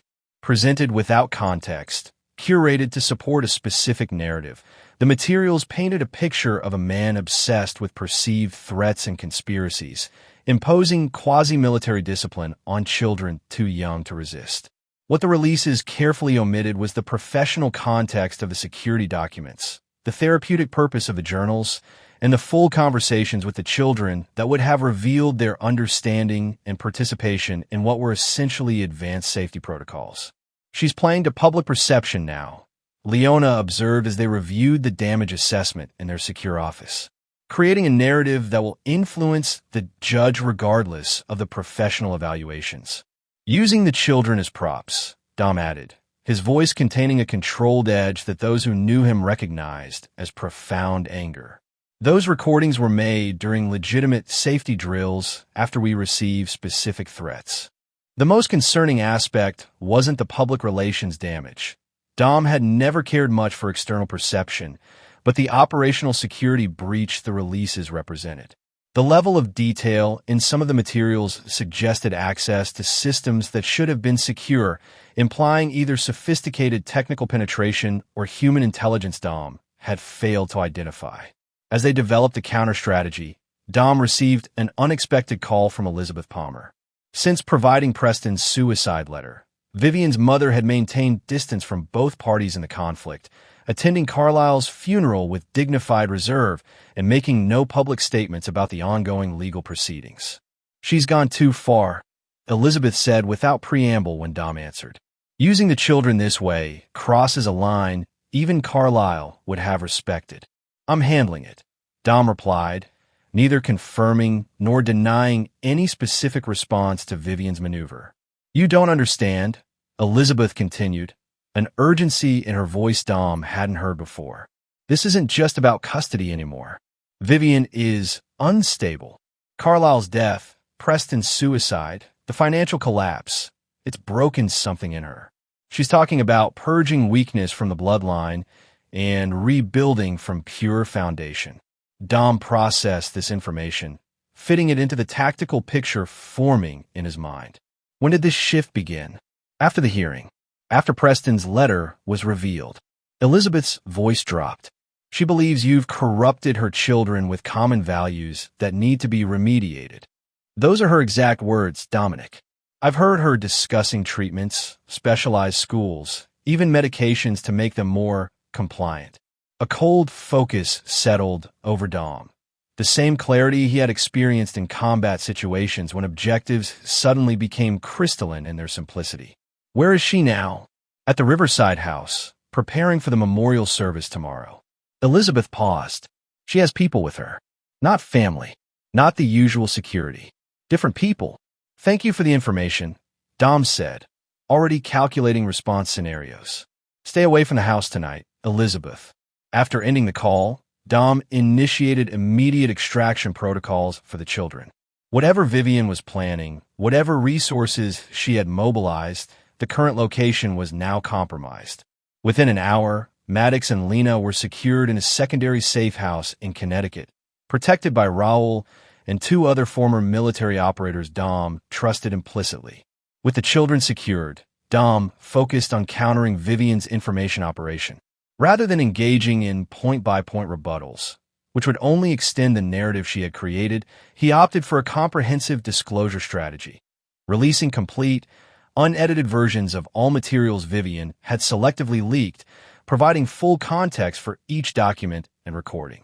Most powerful was the complete audio of the security drills, where the children could be heard asking thoughtful questions, suggesting improvements to protocols, and even joking about Dad's safety obsession, with the comfortable familiarity of a family routine rather than the fearful compliance Vivian's edits had suggested.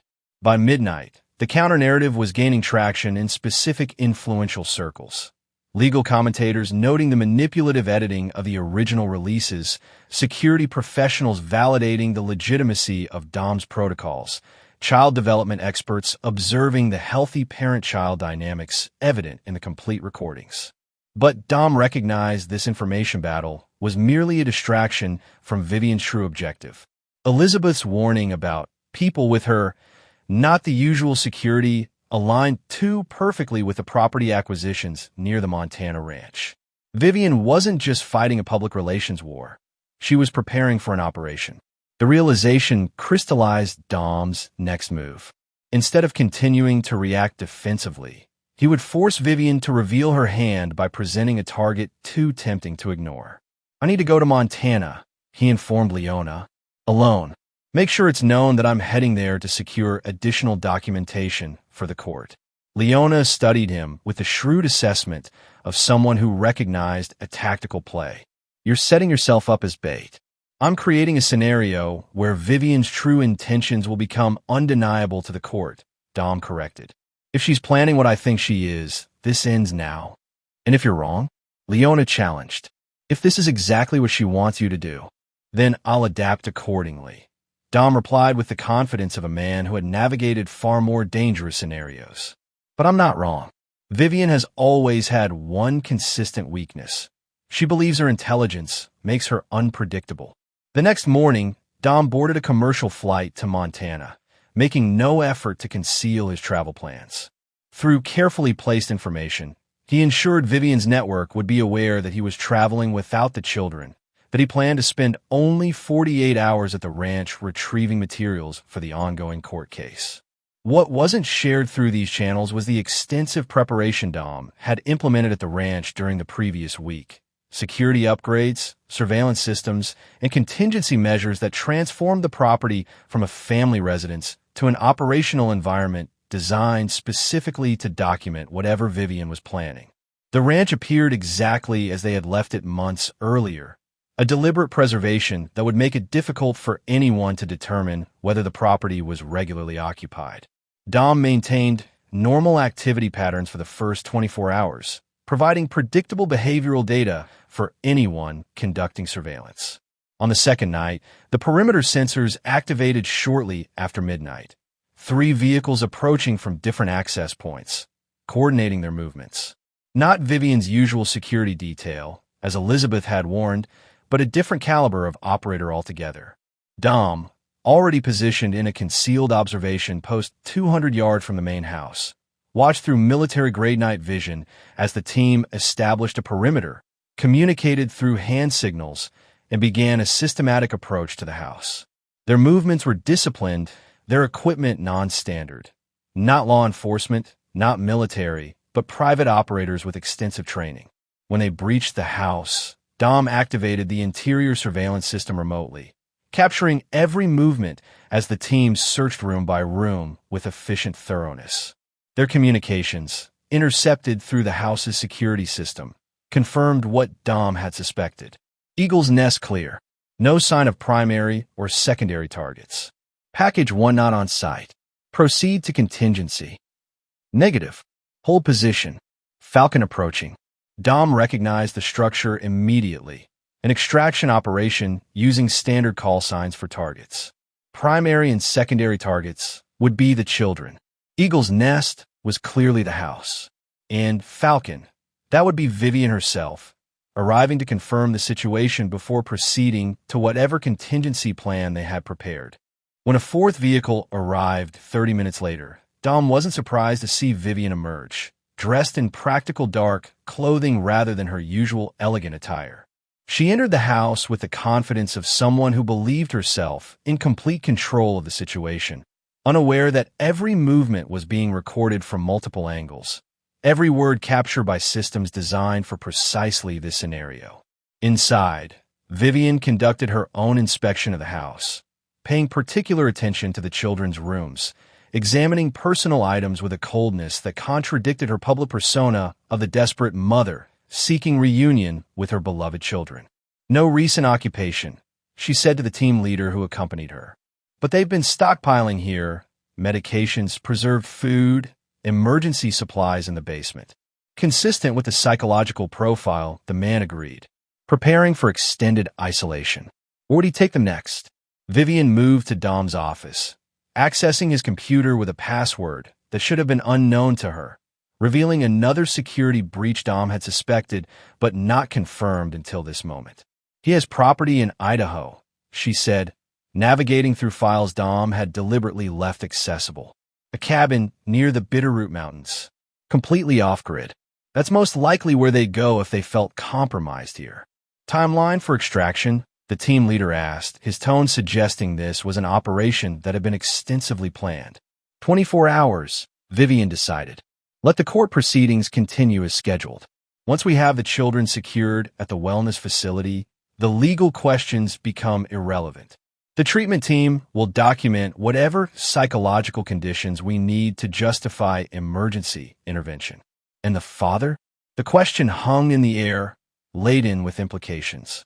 Vivian's expression hardened into something unrecognizable to anyone who knew only her public face. Non-essential to the operation. If he interferes, handle it appropriately. The children are what matter. The Palmer bloodline continues through them. Dom had heard enough. The surveillance was capturing everything, creating an unimpeachable record of conspiracy that no court could ignore. Vivian had moved beyond legal maneuvering into something far darker, planning what amounted to kidnapping under the guise of medical intervention, with a casual disregard for Dom's continued existence that suggested outcomes he had anticipated but hoped wouldn't materialize. He maintained his position as the team completed their reconnaissance of the property, establishing surveillance points and discussing extraction routes. Only after they departed, Vivian with them, did Dom return to the house to retrieve the surveillance recordings and initiate the final phase of his response. By morning, the evidence was secured and transmitted to multiple redundant locations, ensuring no single point of failure could prevent its eventual disclosure. Dom then contacted Leona, briefing her on the developments and instructing her to prepare emergency filings with the court. This goes beyond custody issues, he explained as he drove toward the private airstrip where transportation waited. She's planning an extrajudicial extraction using private contractors, with documentation falsification to cover the abduction. The judge will issue emergency orders, Leona confirmed. But enforcement requires knowing where Vivian is, where she's planning to take the children. The wellness facility she mentioned, Dom said, start with medical facilities associated with Palmer family donations. Look for recently established behavioral treatment centers, particularly those with limited public footprints. As Dom boarded the waiting plane, he received confirmation that the children remained secure at the Connecticut safe house, with additional security measures implemented based on the intelligence gathered at the ranch. The tactical picture was clarifying. Vivian believed the children were either at the Montana ranch or the Idaho property she had discovered in Dom's files. Both locations were now under surveillance by her contracted team, their resources divided precisely as Dom had intended. The Idaho cabin was a fabrication, a false flag location created months earlier as a contingency against exactly this type of intelligence penetration. Vivian's team would find a property that appeared to match their intelligence, complete with subtle indications of recent occupation, but no actual connection to Dom or the children. While her resources focused on these decoy locations, Dom implemented the final phase of his response. Not a defensive retreat, but a decisive counteroffensive designed to end the conflict permanently. The plane landed not in New York or Connecticut, but in Boston, where a very specific legal proceeding had been quietly prepared over the previous months. Not a custody hearing or financial litigation, but a federal deposition related to ongoing investigations into the Palmer financial empire, an investigation Dom had been secretly cooperating with since before his initial disappearance. In a secure federal building, Dom provided testimony under oath about everything he had witnessed and documented. The systematic financial crimes, the manipulation of accounts, the pressure tactics applied to critics and whistleblowers. Most crucially, he supplied the unedited surveillance footage from the previous night, showing Vivian planning what amounted to criminal conspiracy. By the time Vivian realized her tactical error, dividing her resources between decoy locations while the real action unfolded in an entirely different arena, federal agents were already executing search warrants at the wellness facility she had prepared for the children's treatment. What they discovered there transformed the narrative completely. A private medical facility staffed by practitioners with questionable credentials, documentation prepared for behavioral modification protocols that bordered on abusive and most damning, medication regimens prepared specifically for Maddox and Lena that included powerful psychotropic drugs with no legitimate therapeutic purpose for children their age. The evidence was irrefutable, the legal consequences immediate. Vivian Palmer was taken into federal custody not for financial crimes or custody violations, but for conspiracy to commit multiple felonies against her own children. The private contractors she had hired scattered at the first sign of federal involvement, but their identities, meticulously documented through Dom surveillance, ensured most would eventually face their own legal consequences. For Dom, watching the collapse of Vivian's final desperate gambit brought not satisfaction, but a weary relief. The children were safe. The threat was neutralized. The battle that had consumed nearly 2 years of their lives was effectively over. When he finally returned to the safe house in Connecticut, Dom found Maddox, and Lena waiting with a resilience that both inspired and saddened him. Children who had been forced to develop adult awareness far too early, who understood concepts of security and betrayal no child should comprehend. "Is it really over?" Lena asked as they sat together in the safe house living room. The perimeter secured by Raul's team, while federal marshals established additional protection nearby. "The immediate threat is," Dom confirmed, maintaining his policy of age-appropriate honesty. "Your mother is in custody. The people she hired have dispersed. The legal system is now fully engaged with all the evidence." "Will she go to prison?" Maddox's question contained complex emotions: concern, anger, a son's instinctive protectiveness despite everything that had happened. "That's likely," Dom acknowledged. "The evidence is substantial, and not just about what she planned for you both. The financial crimes alone carry significant penalties." "What happens to us now?" Lena asked the question that mattered most: the future beyond the immediate tactical situation. Dom took a moment before answering, recognizing the weight of this transition point. They had been operating in crisis mode for so long that the prospect of normal life seemed almost foreign. "Now we rebuild," he said finally. "Not in Montana. That chapter is closed. Somewhere new, where we can establish ourselves without the shadow of the past hanging over us. Just the three of us," Maddox clarified, something vulnerable beneath his teenage attempt at casual inquiry. "Just us," Dom confirmed. "Family. The real kind, built on trust and truth, not bloodlines and obligations." As night fell over the safe house, Dom watched his children sleep with a hypervigilance that had become second nature, alert to threats, but also to the subtle indicators of their emotional state. Maddox's posture had relaxed for the first time in months, his usual defensive tension eased by the knowledge that the immediate danger had passed. Lena, always the more overtly sensitive of the two, had fallen asleep clutching the childhood stuffed animal she had pretended to outgrow years earlier, but had insisted on bringing to each safe location. In the quiet darkness, Dom allowed himself to process what they had all endured, not just the tactical challenges and security threats, but the profound betrayal at the heart of it all. Vivian had not merely violated their marriage vows or financial trust. She had been willing to sacrifice their children's well-being to preserve a corrupt family legacy. The Palmer definition of family, bloodlines and appearances, power and position, had ultimately revealed itself as hollow, destructive, and fundamentally unsustainable. The path forward would not be simple. The children would need support processing their mother's betrayal and eventual imprisonment.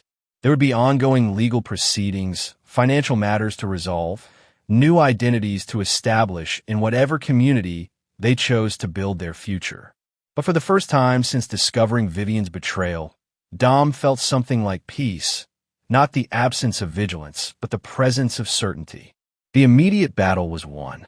Now came the longer war of rebuilding. Chapter 8. Scorched Earth.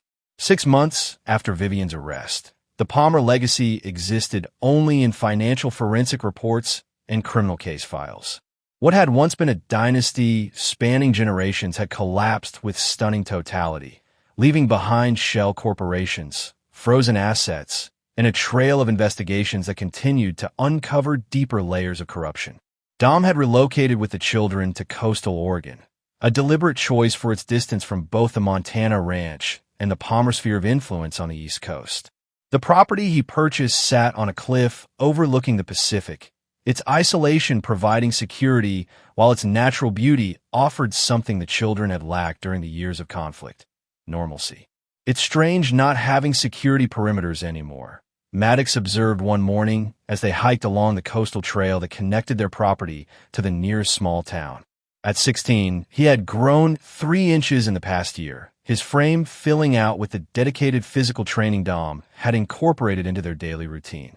"We still have security," Dom corrected gently. "Just less visible. The threats have changed, so our countermeasures adapt accordingly."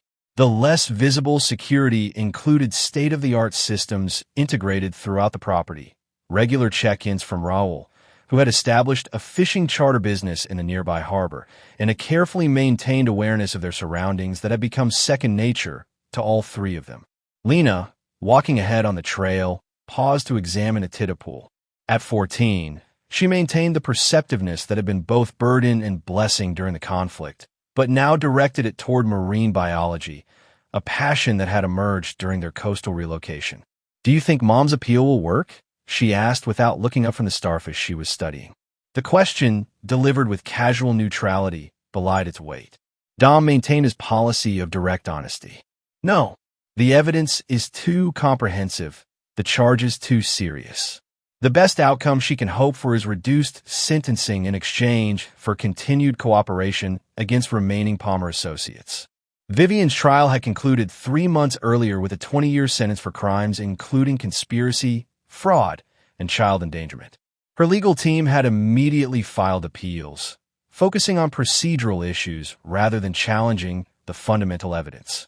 The appeals process would likely continue for years, providing periodic reminders of a chapter Dom was determined to close definitively. Grandma Elizabeth called again. Maddox mentioned as they continued along the trail. Left another message about wanting to see us. Dom had established clear boundaries regarding contact with any remaining Palmer family members. Elizabeth, having cooperated with authorities and provided key testimony against both Carlisle and Vivian, had been spared prosecution but remained a complex figure in the family narrative, not directly responsible for the worst actions, but complicit through decades of silence. "That's your decision," Dom reminded his son. "I won't prevent contact if that's what you want." "I don't," Maddox said firmly. She knew what was happening. Maybe not everything, but enough. She only helped when it benefited her. Dom nodded, neither encouraging nor discouraging this assessment. The children's relationship with their maternal family was one area where he was determined to allow them complete agency, offering perspective when asked but never directing their conclusions. Back at the house, Dom received an update from Leona that would significantly impact their ongoing transition. The federal asset forfeiture process had concluded for the majority of Palmer holdings, with the court ruling that certain trusts, specifically those established for Maddox and Lena's education and future security, would be excluded from seizure based on Dom's documented non-involvement in the financial crimes. "It's substantial," Leona explained during their secure call. "Not the full Palmer fortune, obviously, but enough to ensure the children will never have financial concerns. College, graduate school, whatever path they choose. Clean money," Dom verified, unwilling to accept any resources tainted by the corruption he had spent years exposing. "Completely." The forensic accountants traced every dollar. These particular trusts were established with legitimate business proceeds, properly taxed and documented.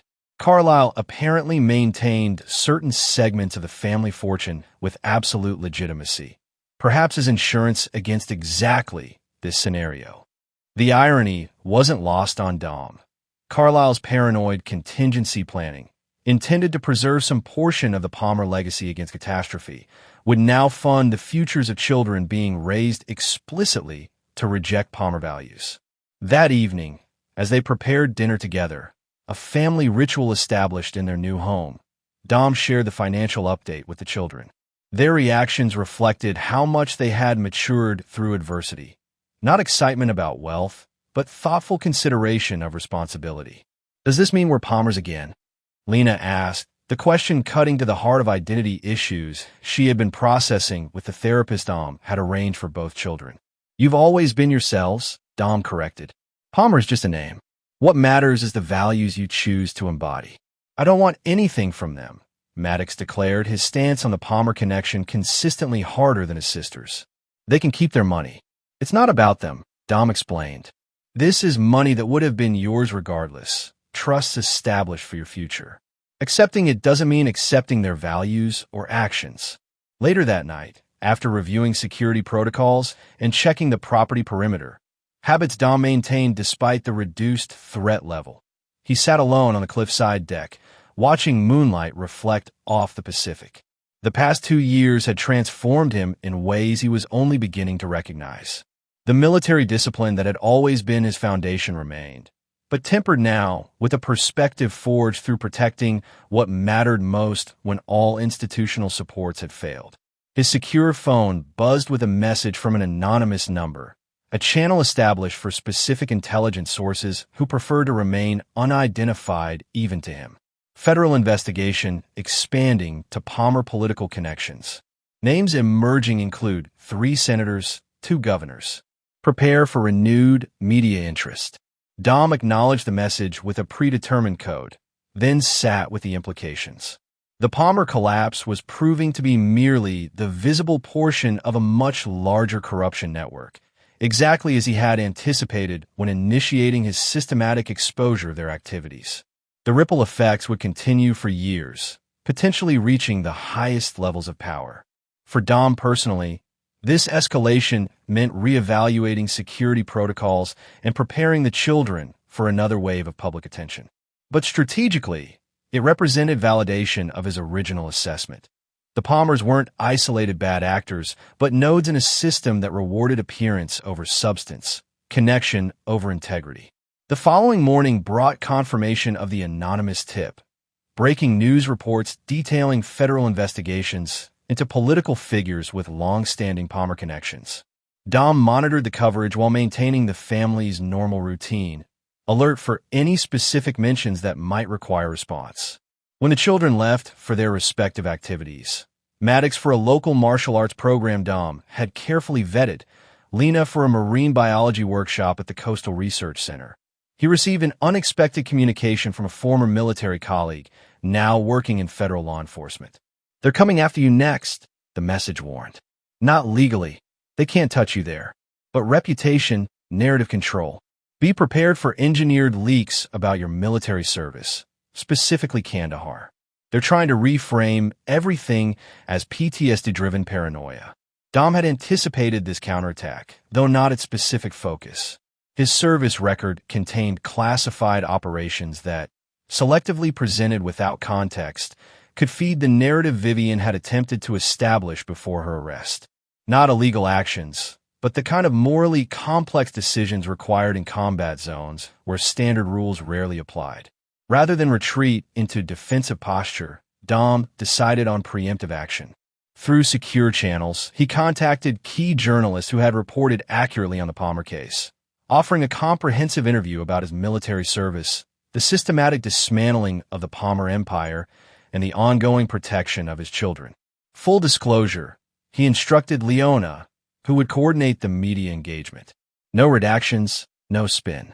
Just complete context for whatever they're planning to leak. The interview, conducted at a neutral location without the children present, became a turning point in the public narrative. Dom spoke with the direct clarity that had become his hallmark, acknowledging complex decisions from his military service while providing the contextual framework missing from the selective leaks that began appearing in less reputable outlets. War requires choices that look very different from the safety of civilian life, he explained to the Pulitzer-winning journalist who had covered the Palmer financial crimes from the beginning. "I've never claimed perfect judgment in every situation. What I do claim is consistency of purpose, protecting those who can't protect themselves, whether that's civilians in conflict zones or my own children facing systematic manipulation." When asked about Vivian specifically, Dom's response reflected neither vindictiveness nor forgiveness. Vivian made choices that prioritized a corrupt family legacy over our children's well-being. The consequences she's facing are the direct result of those choices, not any action I took against her personally. I didn't destroy the Palmer empire. I simply exposed its true nature and allowed the legal system to function as intended. The interview, published simultaneously across multiple platforms, effectively neutralized the attempted character assassination. More significantly, it shifted public perception of the entire Palmer case from a personal family drama to what it truly represented: the exposure of systemic corruption that had operated unchecked for generations. As public attention intensified around the political dimensions of the Palmer connections, Dom maintained rigorous focus on the family's security and stability. The children, despite their remarkable resilience, still experience periods of struggle with their mother's actions and ongoing absence.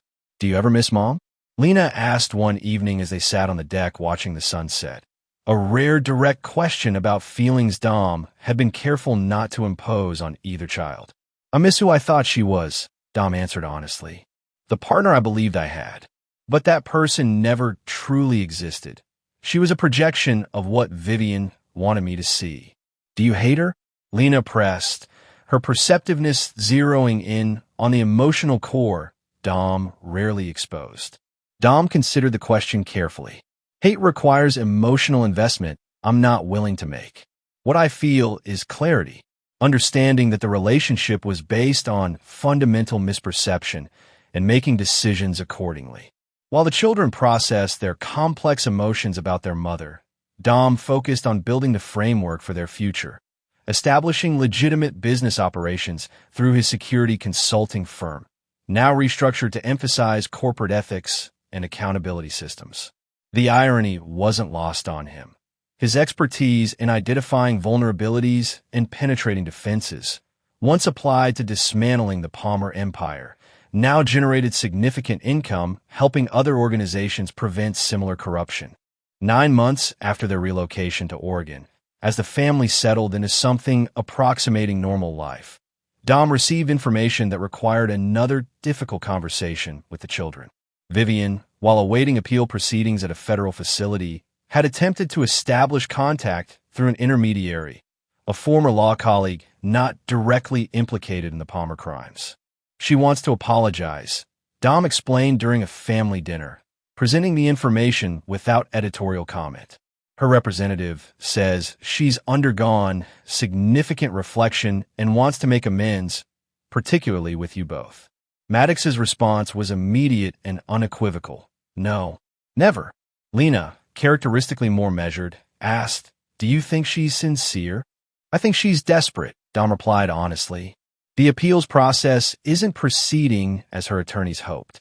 This may be tactical rather than genuine, an attempt to demonstrate remorse that could influence sentencing reviews.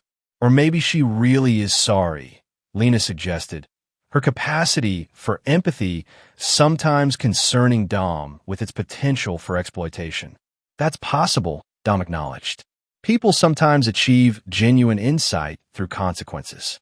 But intention matters less than impact in this situation. The question isn't whether she's sincere, but whether contact would benefit you both." "It wouldn't," Maddox stated flatly. "Nothing she could say would change what she did." "I might want to someday," Lena said quietly. "Not now, but maybe when I'm older." Dom nodded, respecting both perspectives. "That's your decision to make, individually and on your own timeline. I won't influence it either way." This measured approach to the children's relationship with their mother reflected Dom's evolved understanding of his role, not to direct their emotional responses, but to provide the security and stability they needed to develop their own authentic perspectives. The intermediary was informed that neither child wished for contact at present, though Lena might reconsider an unspecified future date. No further attempts at communication came from Vivian directly, though Dom's intelligence network reported she had commissioned a detailed psychological assessment of both children, presumably preparation for eventual contact, or perhaps another legal maneuver.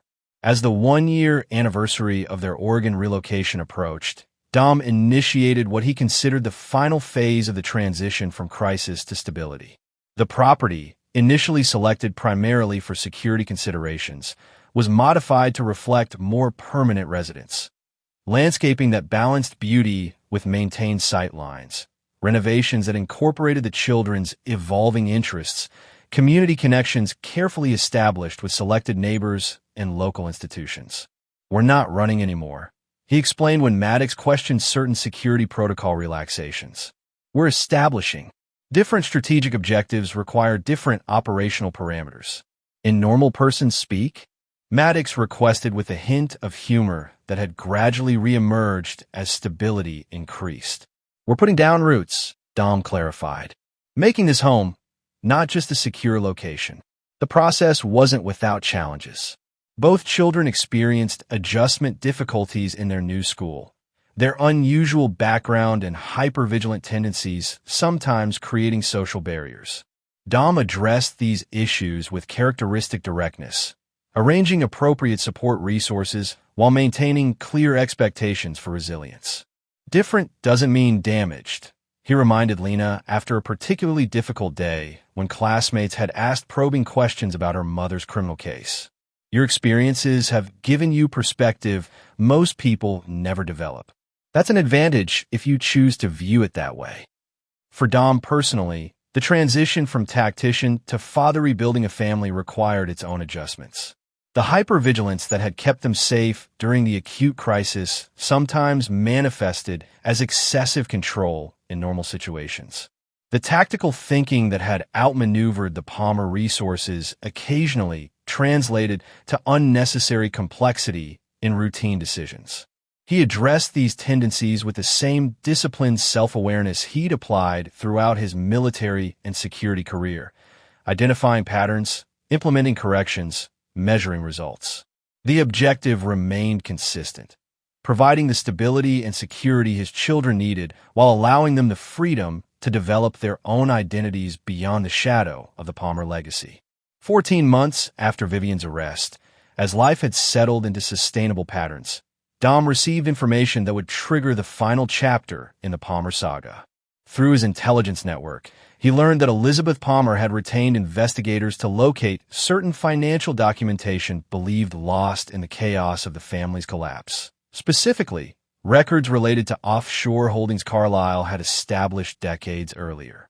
The timing suggested coordination with Vivian's legal team, possibly preparation for new appeals based on previously undisclosed financial information. Dom's sources indicated Elizabeth had discovered the existence of a safety deposit box in Zurich, accessible only to Palmer family members, that potentially contained the documentation she sought. For Dom, this development represented not a direct threat, but a potential disruption to the stability he had established.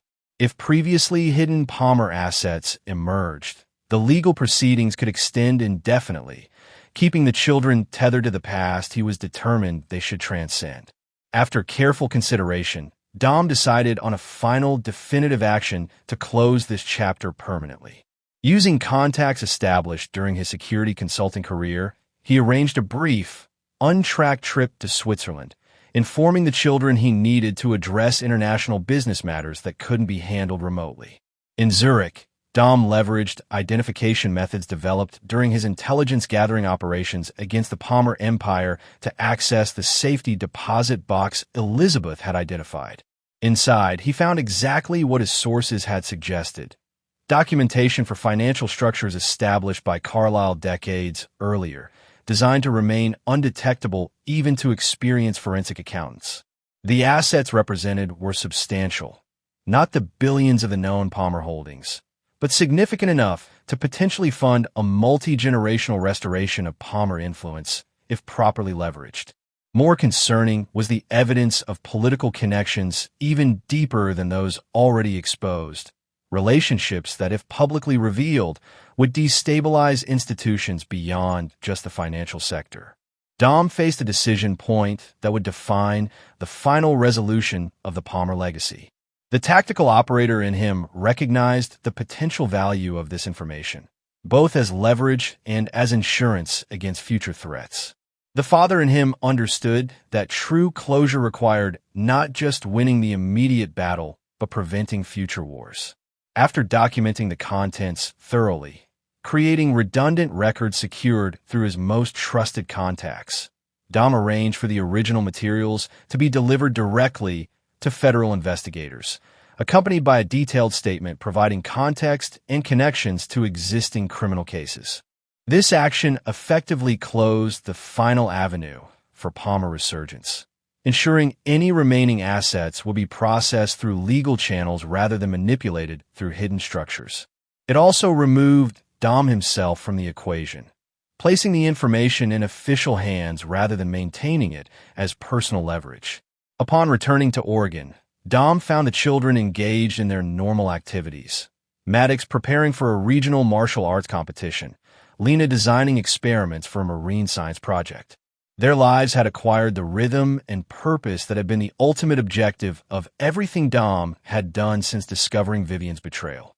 That evening, as they ate dinner on the deck overlooking the Pacific, Dom recognized an opportunity for closure that transcended legal proceedings and financial settlements. "I want to ask you both something important," he began, setting aside his usual reserve about family emotions. "After everything that's happened, everything we've been through, are you happy here? Not just safe, not just stable, but actually happy?" The question caught them by surprise. Dom's focus had always been primarily on security and development, with happiness considered a potential byproduct rather than a direct objective. Maddox considered the question with characteristic thoroughness. "I'm content," he said finally. "I don't think about the past as much. I have goals now, things I want to achieve that have nothing to do with all that." Lena's answer came more readily. "I'm happy when I'm working at the research center, when we're here together like this. I still have bad days when I think about Mom, but they're getting less frequent." Dom absorbed their responses, measuring them against his own definition of success. Not perfect happiness, that was never the realistic goal, but functional wholeness. The ability to acknowledge the past without being defined by it. The capacity to build future aspirations independent of trauma responses. "There's one more thing I've been considering," he continued. "A change I wanted your input on before proceeding." The children looked at him expectantly, accustomed to Dom's careful deliberation before major decisions. "I've been thinking about our name," he said simply. "Not changing it entirely, but modifying it. Creating something that acknowledges our history while establishing our own identity going forward." The proposal sparked immediate interest. Names had significance beyond mere identification. They carried legacy, connection, expectation. The Russo name linked them to Dom's heritage of discipline and protection.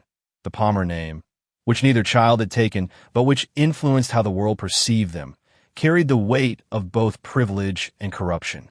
"Something new," Maddox clarified. "Not Russo or Palmer. A variation of Russo," Dom explained. "Modified to represent who we are now, not just who we came from." The conversation that followed reflected how far they had come as a family unit. Thoughtful exchange of perspectives, genuine consideration of implications, mutual respect for different viewpoints.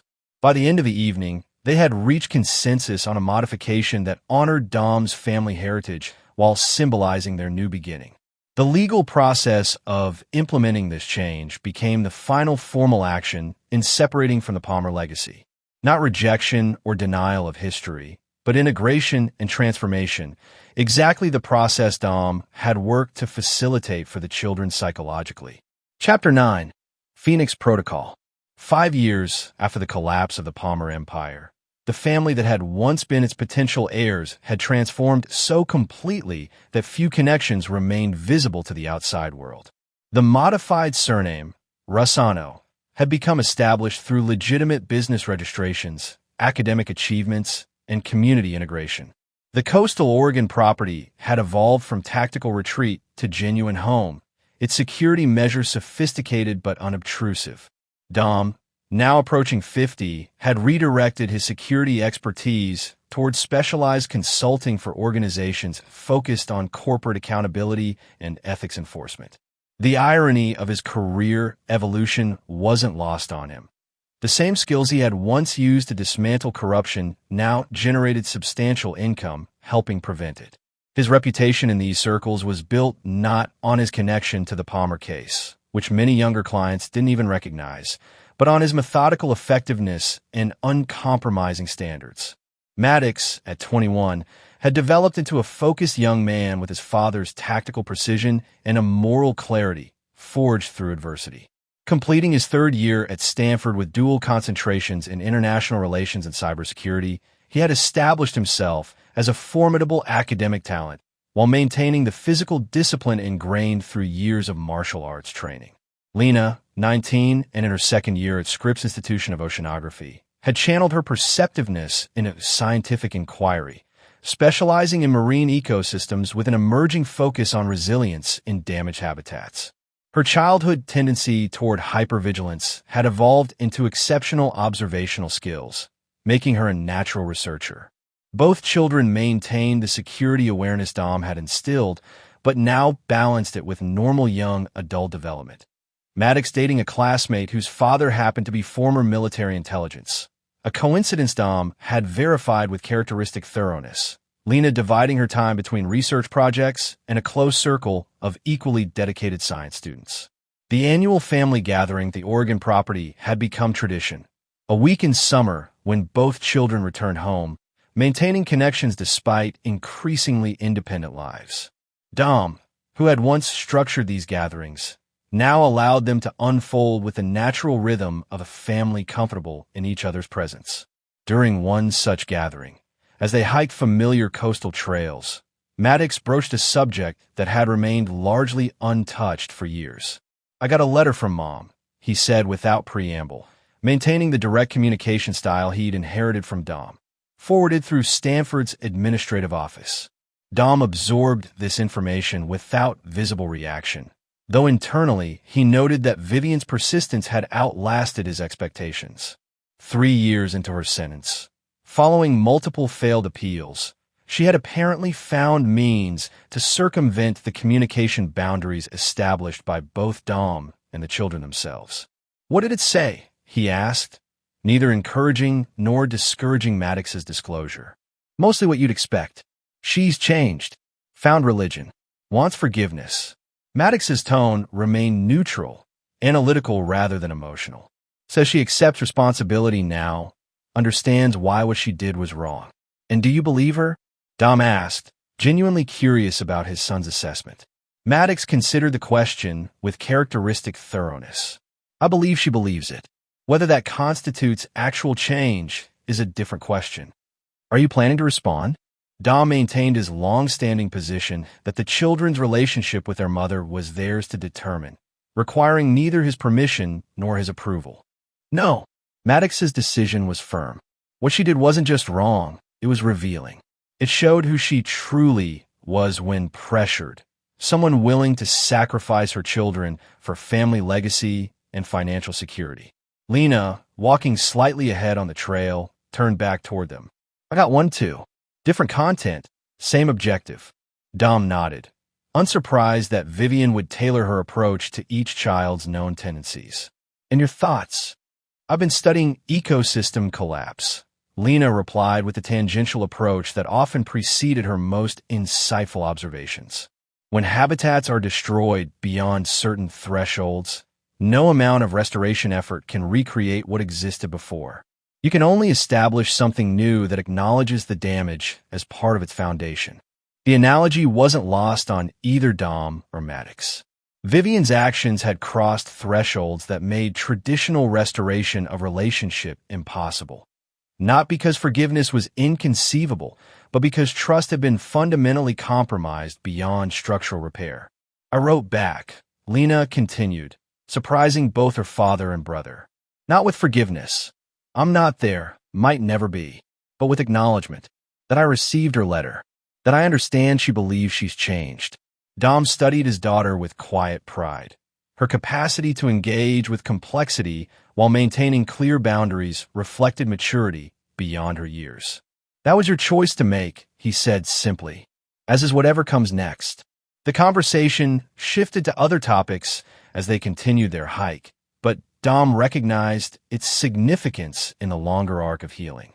Both children had developed the capacity to engage with their mother's legacy not from positions of trauma response, but from centered self-awareness. Exactly the outcome he had worked toward through years of careful support. Later that evening, as they gathered on the deck overlooking the Pacific, Dom shared information he had been considering for several weeks. "I've been approached about a position with an international accountability organization," he explained, "coordinating security for investigators who document corporate and governmental abuses in developing regions." "Sounds dangerous," Maddox observed, immediately identifying the operational implications. "Calculated risk," Dom acknowledged, "but meaningful work." "You're asking our permission?" Lena's perception, as always, cut straight to underlying dynamics. "Not permission," Dom clarified, "but your perspectives matter.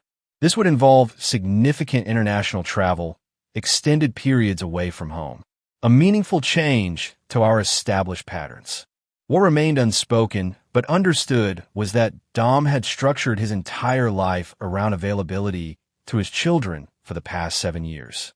Every decision, from security protocols to business development, had been filtered through the primary objective of providing stability and protection. This potential change represented not just professional evolution, but a fundamental shift in family dynamics. "We're not kids anymore, Dad," Maddox pointed out with practical directness. "We have our own lives, our own security protocols. You deserve the same." "I think you should do it," Lena added. "You've always been most fulfilled when protecting those who need it. That's who you are." Dom absorbed their perspectives with the careful consideration he applied to all strategic information. What they were offering wasn't just approval for a career move, but release from the hyper-focused protective role that had defined his identity since discovering Vivian's betrayal. The recognition both humbled and liberated him. The conversation evolved into practical planning, communication protocols during international deployments, security measures for the Oregon property during extended absences, contingency procedures for various scenarios. The familiar territory of tactical preparation provided comfortable framework for what was essentially an emotional transition. Dom stepping fully into his own life again, while the children continued establishing theirs. 2 months later, as Dom prepared for his first extended international assignment with the Accountability Organization, he received information that brought the Palmer chapter full circle. Through his still-maintained intelligence network, he learned that Vivian had been diagnosed with aggressive cancer, her prognosis measured in months rather than years. The news presented a final decision point regarding the Palmer legacy. Dom's immediate tactical assessment identified multiple approaches, from completely shielding the children from this information to facilitating direct contact before opportunity was lost. His evolved understanding of his role, however, led him to the only appropriate response, providing the information without directive or manipulation. He shared the news with both children through individual conversations, tailored to their communication preferences. Maddox, away at Stanford, received a direct video call with the medical details presented clearly. Lena, between research voyages at Scripps, received the same information with additional context about treatment options being pursued. Neither responded with immediate decisions about contact, exactly as Dom had expected. Each would process the information according to their own internal frameworks, reaching conclusions authentic to their individual relationships with their mother rather than influenced by external expectations. Dom's own response to Vivian's illness surprised him with its clarity. The tactical operator who had systematically dismantled the Palmer empire felt neither satisfaction nor pity. The husband who had once loved her experienced neither vindication nor grief. What remained was simply acknowledgement of a complex human who had made destructive choices with far-reaching consequences, now facing the most fundamental consequence of all. 3 weeks before Dom's scheduled departure for his international assignment, Lena called with her decision. She would visit Vivian at the medical facility where she was receiving treatment, not with expectations of reconciliation, but with willingness to provide human connection during final stages. Maddox, maintaining his position of complete separation, supported his sister's choice while declining to participate himself. Dom, recognizing the significance of Lena's decision, offered to accompany her, not to influence the interaction, but to provide support before and after. His daughter's response reflected her growth into adult independence. "I need to do this myself," she explained. "Not as a Palmer, not as your daughter, but as myself. As Lena Rossano, making my own choice about closure." When Lena returned from the visit, she shared only what she felt necessary. That Vivian was indeed failing rapidly, that their conversation had been brief but substantive, that no dramatic reconciliation had occurred, but mutual acknowledgement had been possible. Dom respected her boundaries, neither pressing for details nor offering interpretation of the experience. Vivian Palmer died 6 weeks later, while Dom was deployed in Southeast Asia, documenting security protocols for investigators tracking labor abuses. The notice came through Leona, who had maintained certain monitoring functions even as the Palmer case receded into legal history. Dom arranged immediate communication with both children, assessing their needs remotely through secure channels. Maddox, characteristically, processed the news with analytical detachment, acknowledging the significance while maintaining emotional boundaries long since established. Lena experienced more complex responses, not grief for the mother she had lost years earlier through betrayal, but recognition of the finality that death imposed on any potential future healing. When Dom returned from his assignment 3 weeks later, the family gathered at the Oregon property for what he recognized as the true conclusion of the Palmer chapter. Not to mourn Vivian, that relationship had been processed years earlier, but to acknowledge the definitive closure her death represented. As they sat together on the cliff overlooking the Pacific, watching sunlight transform the water into hammered gold, Dom reflected on the journey that had brought them to this moment. From the brutal confrontation at the Palmer reunion to the systematic dismantling of a corrupt empire. From tactical operations driven by righteous fury to the measured reconstruction of family built on truth rather than obligation. To closure, he said simply, raising his glass in the only acknowledgement of Vivian's passing any of them required. To moving forward, Maddox added, his expression reflecting not happiness exactly, but settled purpose. To who we've become, Lena completed her scientific finding the most accurate assessment of their collective journey. The sun continued its descent toward the horizon, painting the sky in colors no Palmer painting had ever captured despite generations of collected art. Dom watched his children, now adults with lives of their own, and recognized the completion of his most important mission. Not vengeance, though that had been necessary. Not protection, though that had been foundational. But transformation, the systematic replacement of corruption with integrity, manipulation with honesty, obligation with choice. The Palmer bloodline continued through Maddox and Lena, but the Palmer legacy of appearance over substance, power over principle, had been definitively broken. In its place stood something entirely new, a family defined not by inheritance or name, but by conscious choice and earned trust. As darkness settled over the Pacific, Dom Rossano, once Dominic Russo, briefly the destroyer of the Palmer Empire, now simply a father who had fulfilled his most sacred duty, felt neither triumph nor regret, only completion. The mission was accomplished. The future belonged to what they would build next. And there you have it. Another story comes to an end. What did you think? I'd love to hear your thoughts in the comments below. If you enjoy this story, consider joining our community by subscribing. It means the world to us. For more stories like this one, check out the recommended videos on screen. And I'll see you there.